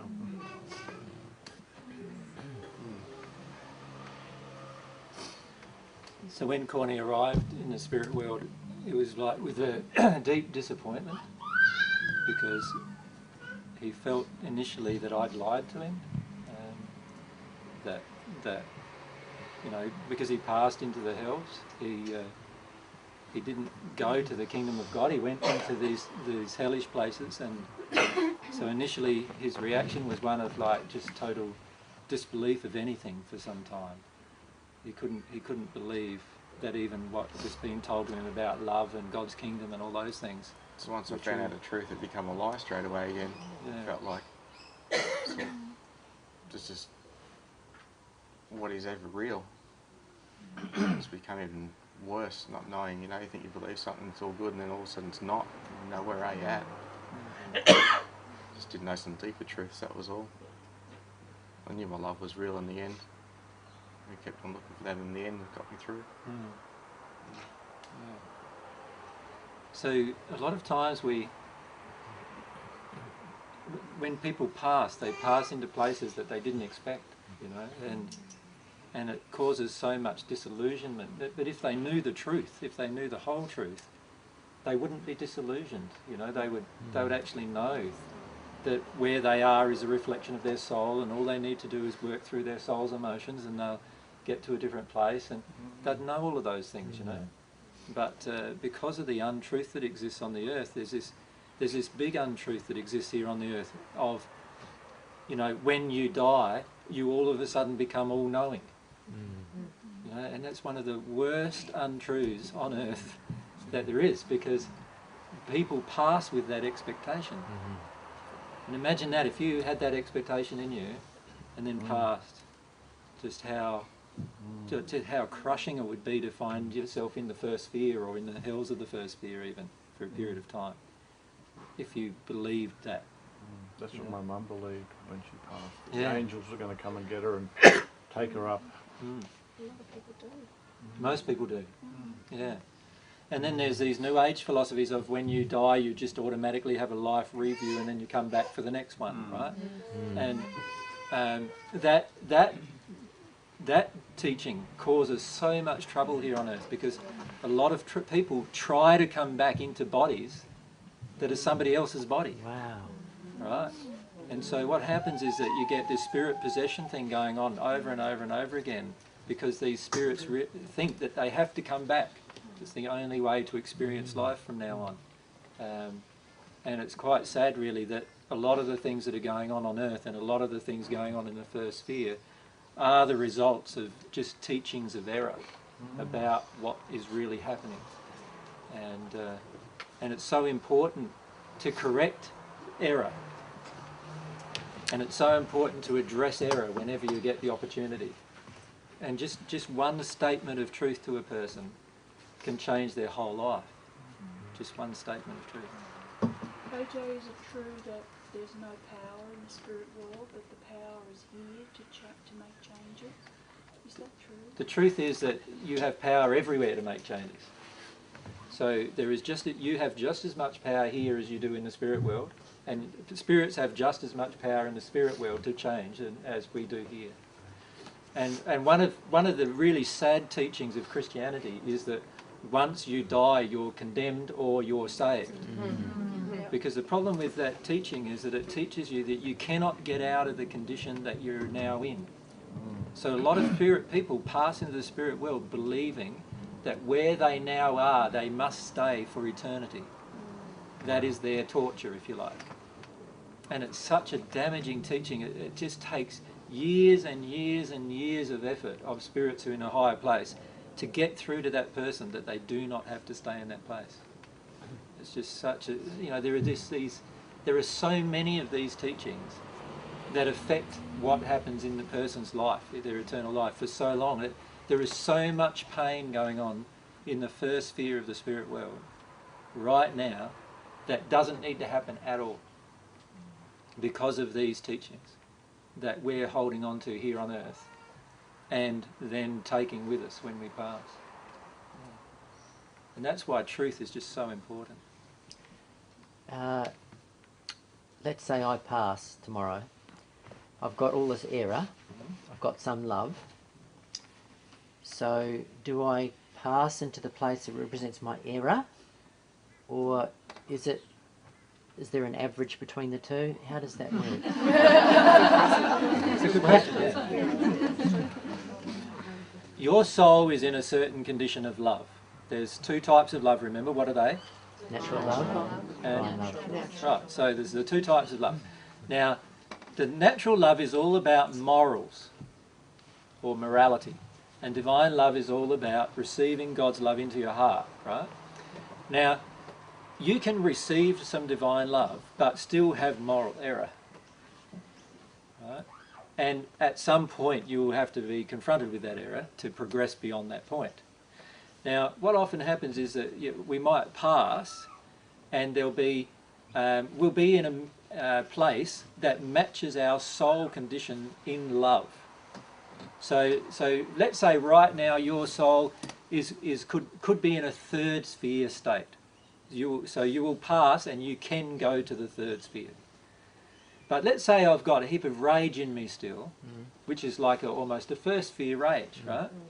Well, I will be visiting the first sphere at different times, and that rage will be triggered and released. Right? So while your home might be in the third sphere, you may find initially that you don't spend hardly any time there at all, and you spend most of your time where your emotional injuries are. You deal with those emotional injuries, and then the home that's prepared for you is, by the way, not prepared for you, you prepared it, believe it or not. And the home that you have prepared for yourself by your life here, you will be able to live in, wherever that be. So you go to where you've developed your love, not where your errors are. Is that? You go where you developed your love, but it's the real part of your love. See, a lot of times we're receiving love from spirits, which we then think is our love. And, I see. Do you know what I mean? We often have often right at the moment will have an inconsistent concept or an incorrect concept about what my true loving condition is right now. Because we receive love from spirits. Because you're receiving love from spirits, so at times you feel loving and reflect that love. And so then you start thinking that it might be a part of your own love. I see. But all of God's laws work on your soul condition, not anybody else's. So that's why the majority of people on earth pass into the first sphere, because it works on your own soul condition. Yeah. Now the key is for you to start addressing the emotions that cause you. Now if you, just the idea of having a feeling inside of yourself of wanting to look at your emotions puts you in a different condition of love. Do you understand that? Like, so just you having a desire to feel your own emotions places you in a higher condition of love. Because the majority of persons don't want to feel their own emotions. What do they want to do with them? Suppress them. They want to suppress them. What else? Deny them. Project them. Project them. They want other people to look after them, generally, don't they? That is an unloving space. So as soon as you even get into the condition where you even just want to feel your own emotions, straight away you're in a better space. Even if you're not feeling them? Even if you're not feeling them yet. Right? You are already in a better condition than you were just moments before choosing to not feel it. So every single change you make causes your condition to change straight away. Every single change you make towards divine truth causes your condition to shift. And every shift you make means that obviously when you pass into the spirit world, you will pass into a different location. And every one of you right now is preparing a home for yourself in the spirit world. In the first century I used to say to people, I'm going my way to prepare a place for you. In my Father's house there are many mansions. Right? And what I was referring to was that every one of you have a home, and some of you even have mansions in the spirit world, right, where you are developed in love enough to actually exist in those locations when you're in your sleep state. Right? Some of you will even have dreams of your home in the spirit world. Have any of you had that, where you've had a dream of a really nice location and you've woken up wondering where that is? Yeah? Well, that's your home in the spirit world. I shook my head, I haven't. I'm always in darkness. Corny's always in darkness. Someone stayed our place, Corny. I'll come visit you in my sleep. Your joint. Party on there. My place sucks. Can I ask another question? Sure. You've helped me realise that on my visits to the Oneness University I had some really high experiences, sometimes they last for weeks. And I started feeling like when you're in a state of joy for 3 weeks, you start feeling like it's permanent. Yes. And you've helped me realise that that wasn't necessarily the love I'd developed. So that helped me become more honest and real. Yeah. Because then I would drop down into some dark states. Yeah. I've got people that I can talk to sometimes who, one I'm thinking of in particular, who lives in a beautiful state. And because he lives in a beautiful state, he doesn't feel he has to develop a relationship with God, because he already feels he's at one with God. Yep. And I can look back and see how I was heading in that direction. Yes. Yep. And I can see how you can see how delusional. You can almost, delude yourself into a state. Yes. And this is where every sixth sphere spirit is actually. They're in a self-deluded state of being God. So they feel so much love within themselves and so much joy within themselves that now they believe they are God themselves. Or they call themselves a fragment of God, some of them, but a lot of them just call themselves God. And you can get into that state, and it's a totally self-delusional state. It's not real. In a sense, that's like the ultimate curse, isn't it? Because it is the longer you're there, the harder it is to get out of it. Yeah, in the first century I called it the greatest sin. The greatest sin is the sin against the Holy Spirit. The sin against the Holy Spirit is when you decide to not receive divine love that's being offered to you because you believe you're already there, that come to you, and you'll be able to express your natural love. The main difference, though, between love in the sixth sphere state or on the natural love path and love in the divine state is that love in the sixth sphere state is very principled based. Yes. Do you know what I mean by that? Yeah. Yeah. What I mean by that is that if you see a principle of truth, you act upon it whether you feel the emotion in your heart or not. Do you follow me? So let's say somebody was smacking their child in our audience.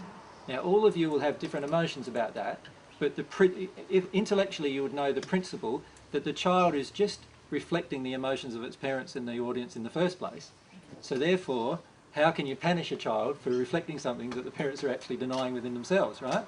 So you would say that you could see here, you could see that, them smacking him might not be such a good idea. It's quite a damaging thing to do, in fact, to the child. But you could then go up to the person and say to them, do you think you should be doing that or whatever, all just coming from your intellect, couldn't you? Now you're acting in love, aren't you? Because you're acting based on the principle.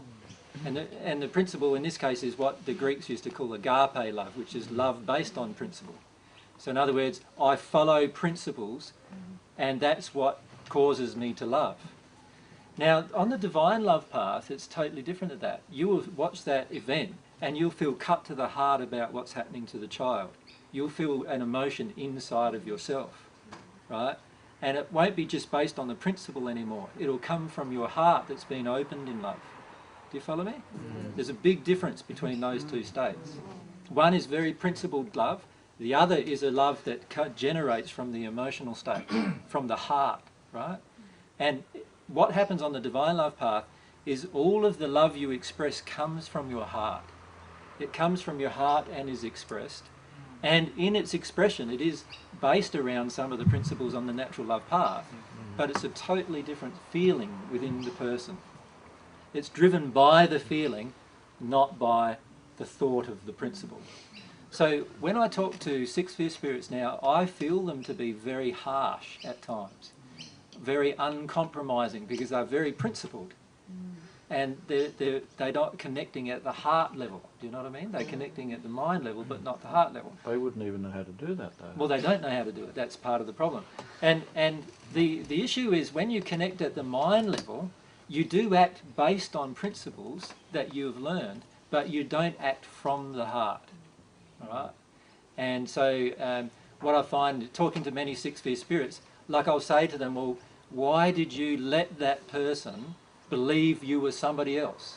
Like quite often a sixth sphere spirit will connect to a person on earth like a medium and then let the person on earth believe they were somebody else. In the oneness movement that happens a bit with letting them believe they're God.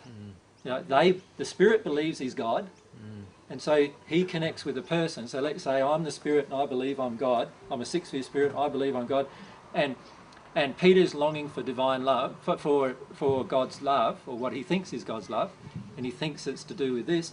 And so I come along and I give him my love and I call it God's love. Right? Now, I haven't broken any principles inside of myself, have I? But I have broken a principle of truth, right? Unbeknown to myself. Right? And the principle of truth is God can only give God's love, but they don't know that. And God is an entity, but I don't know that. I might not know that. Or I might know God is an entity, but I'm thinking that I'm acting on God's behalf. Right. Or I might know God's an entity and I'm actually acting on God's behalf, but I know that inside of you think it's something different than what I'm doing.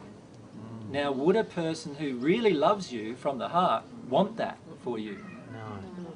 They wouldn't, would they? They'd want you to understand the truth of what's happening, then we're fine. Then the transaction's fine. You follow me? And so a lot of times what happens with sixth sphere spirit transactions or spirit transactions on the natural love path is they withhold truth, right, until they think you're ready to hear it. And by the way, when you decide to withhold truth from somebody, until you think they're ready to hear it. How many times have you done that in a day? Right? Then you are actually acting in the same manner as these spirits are acting. Can you see how it develops really easily, that kind of attitude? But that is a natural love attitude. A divine love attitude is, how can I let you believe an untruth without, and me be a party to it? I would feel cut to the heart about that, wouldn't I? At the divine love level, and you know, at a heartfelt emotional level, I would feel cut to the heart that I've been a part of you believing an untruth. And so if I'm actually connecting emotionally with God, and I've got God's love flowing through me, I would not even allow that circumstance to develop. I'd do everything I possibly could to tell the person something different. I'd maintain the connection, but try to help the person come to truth. Can you see the difference between the two states? Yeah. But isn't truth coloured by the injuries that you still have within your being? Well, our personal truth certainly is, but God's truth isn't. And this is the principle we need to all grasp, is that divine truth is God's truth, and it's not coloured by our personal experience. Our truth is our personal truth, and quite often it's error. Quite often it's what is erroneous that is now within us that we believe to be true. And the key for us is to learn how to tell the difference. And it's very hard at sometimes, isn't it, like, to tell the difference? You know? So let's say your husband comes home and yells at you. What does your truth say? Give him a blast back, right? It's not very just. He should, if he's going to yell at me, I'll give him a blast back. You know, that's our justice, right? That's our truth. We feel like giving him a blast back, so we do. Is it divine truth? No. No, because if we were in a state of love, we wouldn't feel like giving him a blast back, would we? So what do? Just sit there and take it? It is a legitimate question for sure. And yes, if you're in a divine love state, you would sit there and take it, and you wouldn't even think it's taking it. You wouldn't even think it, because to you it's like nothing is happening, really. Emotionally, you know exactly what's going on within him. You know what's most. You probably say to him, "Well, yeah, you've got some emotions there, haven't you, Mal? You've got some emotions there, haven't you?" And so if it does register as taking it, or an imposition, then that means you've still got stuff within you. Totally, to deal with. Totally. Okay. Yep, totally. Yep. Yeah, and once you're in an abundant state with God, you won't feel like you're taking anything from anyone. Like I've been tortured, right? And I didn't at the time feel I was taking anything from anyone. And that's the state you'll be in. That state. It's a wonderful state to be in. So what state you're in now? No. What level are you at now? Well, when I'm as angry as I am now, I'm back in the first sphere. But generally in the seventh sphere condition. I've been in the seventh sphere condition for nearly 3 years now. So AJ, in that scenario, you've recognised you're taking it, and you've recognised the stuff within you. Does that then let the other person off the hook? You know what I mean? Like, you recognise that you've got the stuff, so it's resonating with you, but you're still receiving.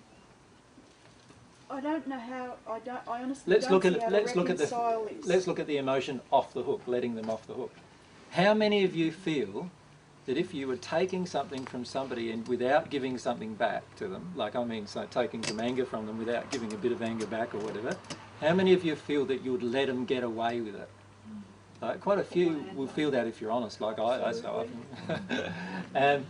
Now, that feeling of letting somebody get away from it is also a false belief in itself. Because who does God let anybody get away with anything? So can they really get away with it in the end? They can't, can they? Right. Haven't you also talked though about not allowing people to treat you in an unloving way? Yeah, but let's say somebody was treating you unlovingly, right? You're in a abundant state with God, not even feel a single piece of pain about that. So if I'm feeling a bit of pain about that, then I'm obviously, firstly, not in an abundant state with God, but secondly, I'm also in a state where I still need to deal with some kind of emotion from it, because the law of attraction's working where I'm getting that from them, right? Yeah. So certainly remove yourself, that's fine, because that's an act of love towards yourself. Remove yourself from the situation, but focus on your own emotion about it. It's not them that's caused all this. It's your own emotion, it's your own attraction. Does that make sense? Certainly remove yourself because it's an act of love to do it. Remove yourself until you can be in a better state of love where you don't need to. You will need to do that. And then allow yourself to work through the emotion that caused the attraction. Yeah. And then once you do that, you'll be able to sit in a whole auditorium of people yelling at you and not feel a single thing from it. And still feel happy within yourself. Right? And it won't be an intellectual getting away from it. You're feeling your own emotion. You'll know exactly what emotions are being directed at you. They just will not resonate with you anymore. Once you get to the cause. Once you get to the cause and release it all, yeah. So shouting, like if I shout now, purely sort of scientifically it's uncomfortable. So it feels uncomfortable. Are you saying that it's not, that that's still something that's resonating? Because, so if someone's shouting like this, so shouting an angry voice, couldn't I say to you, look, can you talk to me when you're not angry? But see, that's not owning the law of attraction. That's not owning your law of attraction. This person's shouting at you in an angry voice because of your law of attraction. So you're saying, oh, but if so I'll have to deal with everything and then they won't be shouting at me. If you deal with the emotion you feel, they will automatically stop shouting at you, generally. But it isn't, what's the difference between shouting and torturing you? Like, you didn't attract all those people stoning you to death. Yeah, I did. You did attract them. Yeah. I wasn't stoned to death, but yeah, I did attract it. Yeah. Because there's also attractions based on truth. When you're in a state of truth, what do people need to confront their error? Truth. So when you're in a state of truth, you will automatically attract people who are in error and who at the soul level want to deal with that error at some point. Sort of sounds like there's no escape. Like when you're in area, you attract pain. When you're in truth, you attract pain too. Yeah, but it's not like that. When you're in a state of bliss, you don't think of it as that. It's a different experience. It's a totally different experience. Someone can be yelling at you. Someone can stone you or slap you or hit you. It just has no effect on you. No negative effect on you. There's more of a compassion towards them, of realising the state they're in. It's kind of, you're not affected by it, but you can understand where they're like the hurt that's bringing all this stuff up. You can do that. But if you were in a state of bliss, if you were in a state of at one with God, presumably you wouldn't attract. Well, you won't attract many of those events, and obviously, the first person who gets in the state attracts more than anybody else, of course. So if there's 100 people in that state, then you're going to attract less, right? And if there's 1,000, the 1,000 will attract less individually. But in the first century, like in my death, like Corny was hammering the nail into my wrist, and I was projecting love at him so much that he had to drop his hammer and leave. Right? So how did that happen? Power of love. So it's the love that I didn't feel him hammering. Him hammering the nails into my wrist wasn't a hurtful thing to me. It didn't hurt me. And I could still feel love for him doing it. Hurt me. It hurt Corny. It hurt Corny a lot. But it didn't hurt me. Physically and emotionally. It didn't hurt me physically or emotionally. Physically, because you can control all of your body's physiological functions when you're in a state of one-ment with God. Emotionally, because there was no emotions that were being triggered. Right? So it was just an event. It was an event, a neutral event for me. Right? Obviously, I've had pleasurable events with that are not neutral, that I'd prefer.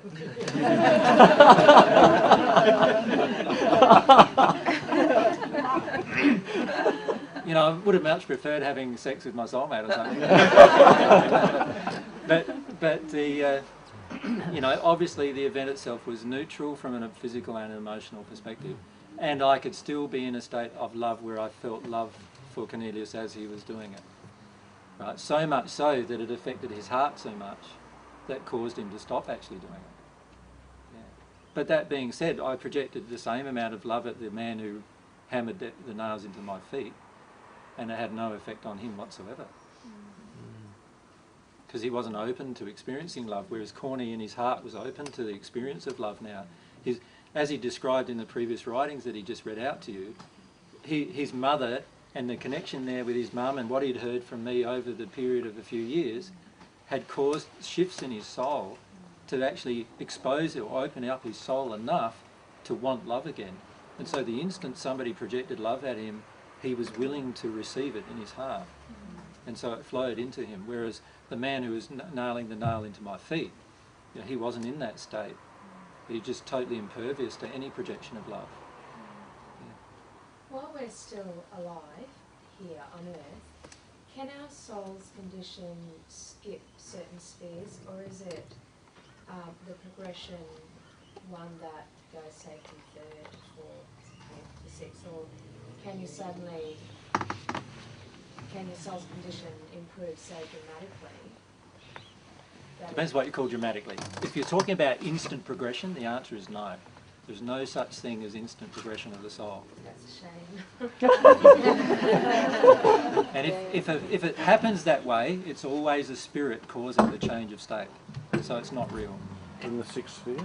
It may be a spirit in a lower sphere, but you know, if I'm in the first sphere and there's a spirit in the third sphere influencing me, I'll feel like I'm in the third sphere. If I'm a medium connecting to that spirit, I'll believe I'm actually in the third sphere. I'll believe I'm in a good state. But in reality, I won't be. My soul condition determines the state I'm in. But on earth, the lessons you learn are sort of a bit haphazard. What I mean by that is that there might be, say, a third sphere lesson. One of the third sphere lessons is to come to love truth above anything else. That's the divine love lesson in the third sphere. Now, you may progress to the fourth sphere on the natural love path and then learn that lesson. Right? So, or you might learn that lesson in the bottom of the hells. Can you see that? Like, I might be on earth here in a terrible state and then just make a choice to just make my focus truth above all else and just feel that change of inside of my heart. I've learnt a third sphere lesson, but it doesn't mean I'm in the third sphere. I'm still in the first sphere having to work through emotions, but I've learnt a third sphere lesson. Does that make sense? Everyone? A fifth sphere lesson is generally soulmate. Fourth and fifth sphere lessons, there's a lot of soulmate lessons in there, right? But I can learn a lot of them in the first sphere, on the earth in particular. But many don't, and they are forced into learning them at a certain part in the progression. But we're not actually in a sphere until we're in the spirit world, are we? Yes, we are. We are in a sphere right now. Right now you are in a sphere. Your spirit body and your soul condition puts you in a certain location of love. Every night you go to sleep, that's the location you dwell in. Every night. You are progressing right now, and you are in that sphere right now. It's just simply a condition of love. It's a physical dimensional space and a condition of love at the same time. And every night you go to sleep, you go into that sphere where your soul condition already resides. Are they different? Is it called different things to what you're labelling after you die? All of the terminology I'm using is used in the celestial kingdom. So there are lots of different terminology used in the sixth sphere. So the sixth sphere, there's literally thousands and thousands of different descriptions for the same thing. In the celestial... I was asking about what you were just talking about with that lady about here, us being in a sphere condition. Is there different language to label that, and would you talk more about it? So we Well, I just use the language that we've used. Know how we're doing, you know what I mean? To know how you're doing. Why do you want to know how you're doing? Well, because I want to get better. You know, it's because of another emotion. What's the emotion? Yeah, fear. It's a fear of failure, fear of not doing enough. Yeah. Lots of worry about. So my most loving action would be to not give you an answer and let you feel that fear of failure and let you feel the fear that you're not going as well as you hope. Okay. Yep. Can everyone see that? Like every question you ask is based around an emotion that we often are not facing, right? And so oftentimes it's not wise to give an answer, and this is why spirits with you might not give you an answer either, because you need to face the emotion, not get the answer. After you face the emotion, then they'll give you the answer, right? And the truth is that after you face your emotions, God gives you the truth as well. You don't need the question. Yeah, and then you don't need the question in the first place. So would reading the Paget messages help you in your understanding of third sphere truth, insights? All we need to, like, the beauty of the Paget messages and reading them on a daily basis is that it keeps your heart open. It keeps your soul open to truth. That's the beauty of it. And there'll be things you'll read today that you don't understand at all. And then in 6 months' time, after you've worked through different things, you read it again and you're blown away by it because your heart's now in a new space. But the beauty of just rereading a lot of these things and going through it is that it can open you up a lot emotionally. And I've personally found it very helpful for me to just keep reading these things over and over and over again. And every time I have new emotional experiences as a result. But what you do is like up to you in terms of your progress. And a lot of people don't like to read, right? And so if that's the case, play music and let your heart open, you know, or do something else that makes your heart open. Do some art that makes your heart open towards God. Whatever, you know, whatever grabs you that actually causes you to connect emotionally, do that. With me, I found it just reading the messages keeps me nice and connected with my spirit friends, helps me just feel different emotions that are going on within me, opens me up. And I did that for a long time. Now I don't do that as much. Now what I do now is just live in the moment, just letting what emotions come, letting the different connections flow, and just letting it trigger me in the moment. But there's been many times in my progression where I've done lots and lots of reading and kept myself in a state where I'm open. Yeah. All can be very helpful to you. There's another thing that you might find interesting that I just thought I'd mention as well. There's a channeling that was done in 1948 about the reappearance of the Christ. It's by Dwal Kull, who's the spirit, and transcribed by Alice Bailey. Yes. You've heard of Alice Bailey? Yeah.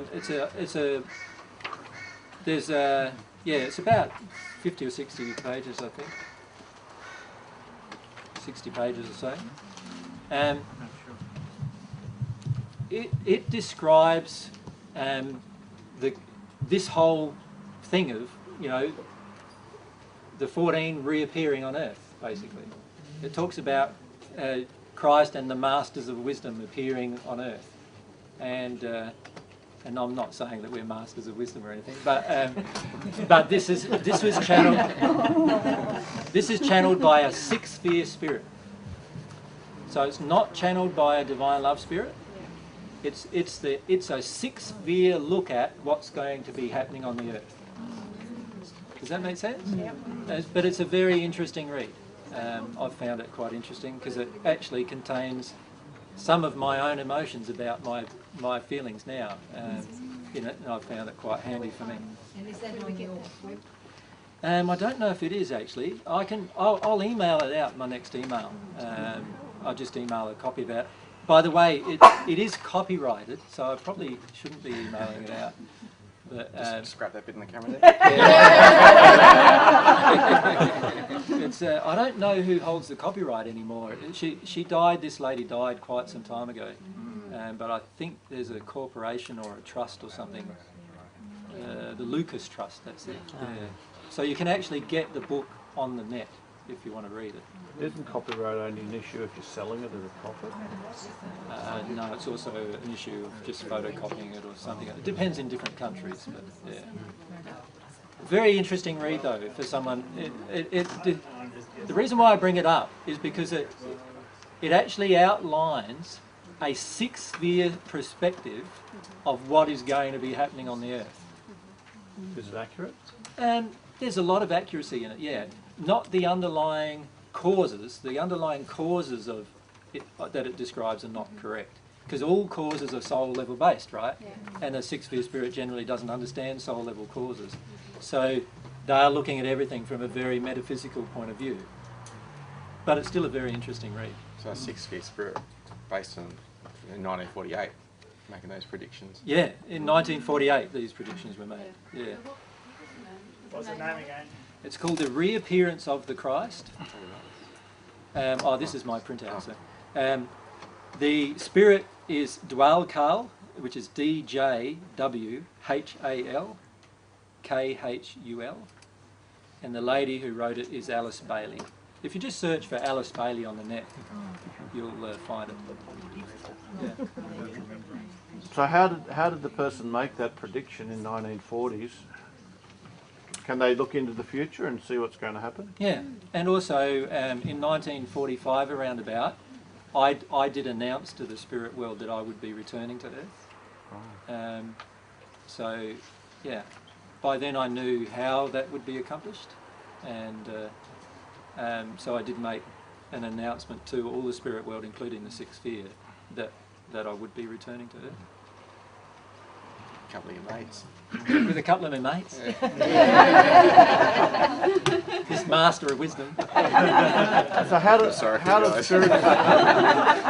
spirits in the sixth sphere who don't even know about the divine love path or any of the celestial realms come to terms with that information? I mean, how do they rationalise it away? Yeah, that's what they do. They rationalise it away. How? What do they say? All sorts of methods of denial of their own emotion. Yeah. It's quite sad sometimes watching it happen, because they'll have all sorts of things going on. Like you've heard of the Urantia book? Yeah. Most of you would have heard of that. The Urantia book contains a whole description of my life in the 1st century, and some of it's accurate and a fair portion of it's inaccurate. But it was channeled by a sixth sphere spirit to a person on Earth in 1933 or 4. 2,000 pages of intellectual, I don't want to call it crap. That's another copy of the Bible. No, it's bigger than the Bible. It's like twice the size of the Bible. Yeah, twice the size of the Bible. Really, really intellectual. Really intellectual. Most people struggle to read it. The portion that contains my life is part 4, and there's about 400 or 500 pages of that. And a lot of it is, again, sixth sphere interpretation of what happened in my life. Not what actually happened in my life, but their interpretation of what happened in my life. Because as you progress more and more in truth, you get more of a clear concept of what's going on in the universe around you. So there are books in the sixth sphere, actually. Did you know that? There's books in the spirit world that you can read, which are, there's literally millions of them, that you can read about all sorts of subjects. But they'll all be the truth as seen by a sixth sphere spirit. Then in the 7th sphere, there's a whole lot of other books. And those books have all the corrections of the books in the and other stuff. So it works. And then in the first celestial, which is the 8th sphere, it's the same, and so forth and so forth. So in the pageant messages, it says that there's not going to be a second coming. So what happened between then and 19? What happened was that I did actually mention in the pageant messages how a second coming would occur. I talked about it.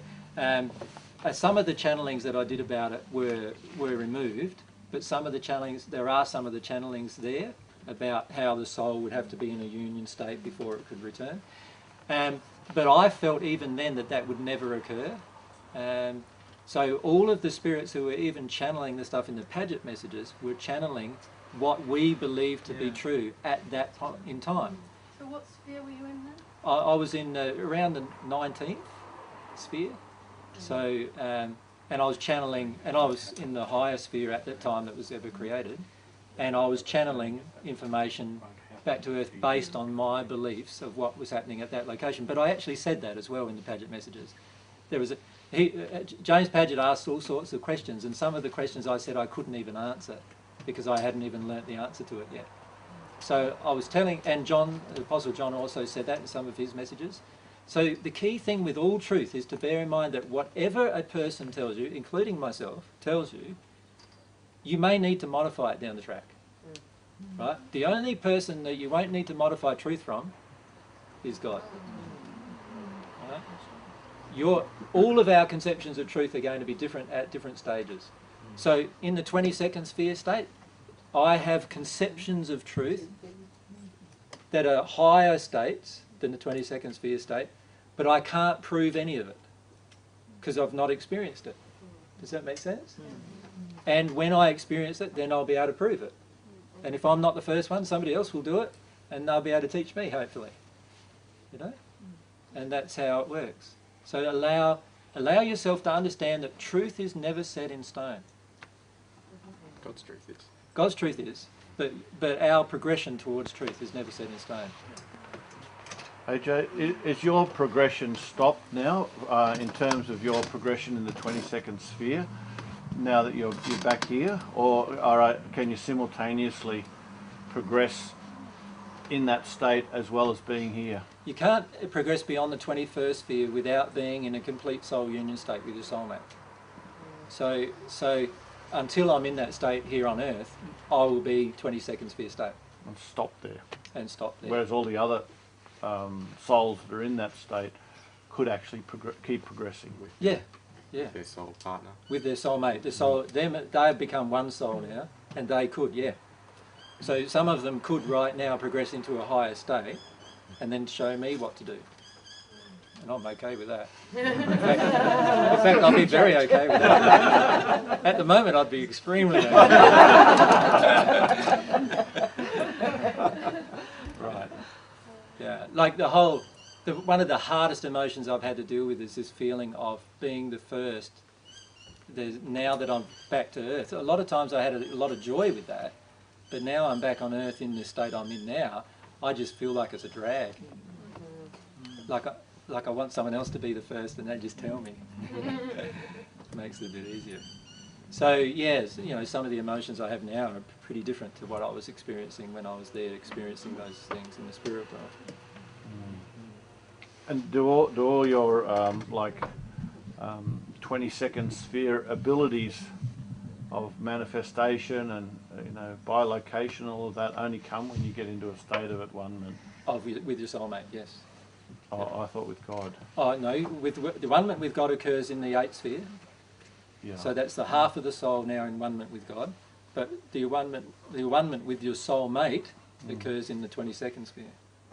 So in between the 8th sphere and the 22nd sphere, there's a lot of truths, right, to learn about love, about divine love, and but none of them are painful.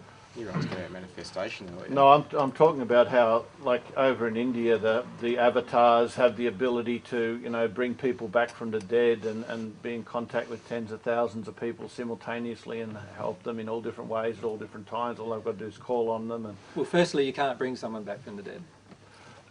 Well, if the cord isn't broken. If the cord isn't broken. Right. So if you're talking about the cord, the silver cord being broken from the spirit body and the material body, then nobody can bring anybody back from the dead in any circumstance. Right. So if people are bringing back people from the dead, it's just a spirit, like it is a spirit who's doing all of these things through them because of their mediumistic connection. And what's happening is they're just manifesting things or doing things in a metaphysical way, which any sixth sphere spirit can do. So what's the purpose? But what's the purpose? Like, in the end, all it does is create fascination. But does it help you grow in divine love? Really, might give you a bit of faith, maybe. So that the way they look at it is, we're giving people faith on earth that this is real. But the truth is that it's not real yet. Like it's looking like the person on earth is doing it, isn't it? But the truth is that the person on earth isn't doing it, because the person on earth, if they didn't have the spirit connection, is not in the sixth sphere state to do it. You follow me? Yeah. So it's actually the sixth sphere spirit who's doing it, making it look like the person on earth's doing it, to give you some faith. But it's all, like, to me, it's all a bit false, isn't it, really? Yeah. Like, really, what is it doing? It's really creating a fictional state that you believe in. I'd much rather just say the truth of what's going on. And let's get to the at-one-ment condition, and all of us can do those things, and it won't be fictional. It'll be actually really you, through your desire and your passion and you will be doing it. And you won't need a sixth sphere spirit to help you do it. Virtually every so-called spiritual experience that is written about in the literature and longed for by people are all spirit influence and from the sixth sphere. And well, not just the sixth sphere, a lot of them from lower spheres as well. I see. Yeah, yeah. But yes, yeah. All healing that happens now is all related to spirits doing the healing. Right? There's no one on earth currently healing with because of being in a one-ment condition with God in divine love. They are all just people on earth are in a good mediumistic condition, getting energy through a spirit. The spirit's using the ectoplasm of the person to heal another person. That's what's going on. There's nothing wrong with it, and particularly if someone's getting healed. But when I say nothing wrong, our definitions of what's right and wrong change on the divine love path as well. Because on the divine love path, the person who's getting healed is already in the state where they're not healed. They've got an issue because of what? An emotion that they're not. Now, if I heal them, what are they going to think? They don't have to do anything. They don't have to do anything. Right? So can you see that creates a problem, doesn't it, in a way, on the divine path? It's sort of dishonest in a way, and that's why God doesn't heal them. See, the question people need to be asking themselves is, why doesn't God heal me? The answer is really quite simple. When you're ready to deal with the emotion that caused the illness, God will heal you at that instant, and you won't need a spirit to help him. He can heal you straight at that time, as soon as you're willing to deal with that emotion. You follow me? So this is how God wants to connect with all of his children. Why would he want to connect through some person in the Middle East or some person in India to heal a heap of people and have thousands of people paying thousands of dollars to get there? Why would God want that? God wants to love all of his children, doesn't he? So what does he want? He wants all of you to experience this instantaneous healing that is possible when you're willing to deal with the causal emotion that creates the issue. That's what he wants. So what about your healings in the first century, healing lepers and stuff like that? The only persons I healed in the first century were willing to deal with the emotions at that moment. So like, there's an account in the Bible that's a fairly accurate account of my healing 10 blind men, and 9 of them just ran off and did other things and weren't even thankful, and the 10th one was thankful, right? Now, what actually happened was that all of them, before they were being healed, all of them were in a state where they wanted to deal with the emotion of why they had blindness. All of them were in that state.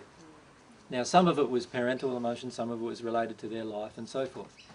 Now, all of them were in that state at that time, but as soon as you heal someone, often a person thinks, what would you think? You get healed. I don't need to worry about that emotion anymore.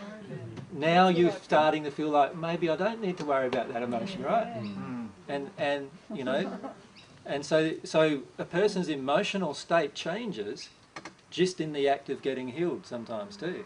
Sometimes their emotional state actually becomes worse in that they become less thankful, right? Other times they become more thankful. It just depends on what's going to happen and what their choices are. Now, when you're healing a person, you're not responsible for the choices they make after you've healed them. You're only responsible, if you could say the word responsible at all, for their choices that they're making right now. So that's why in some cases I did heal people in the first century, but afterwards they showed a thankless attitude. That didn't mean that at the time that they're being healed they showed that.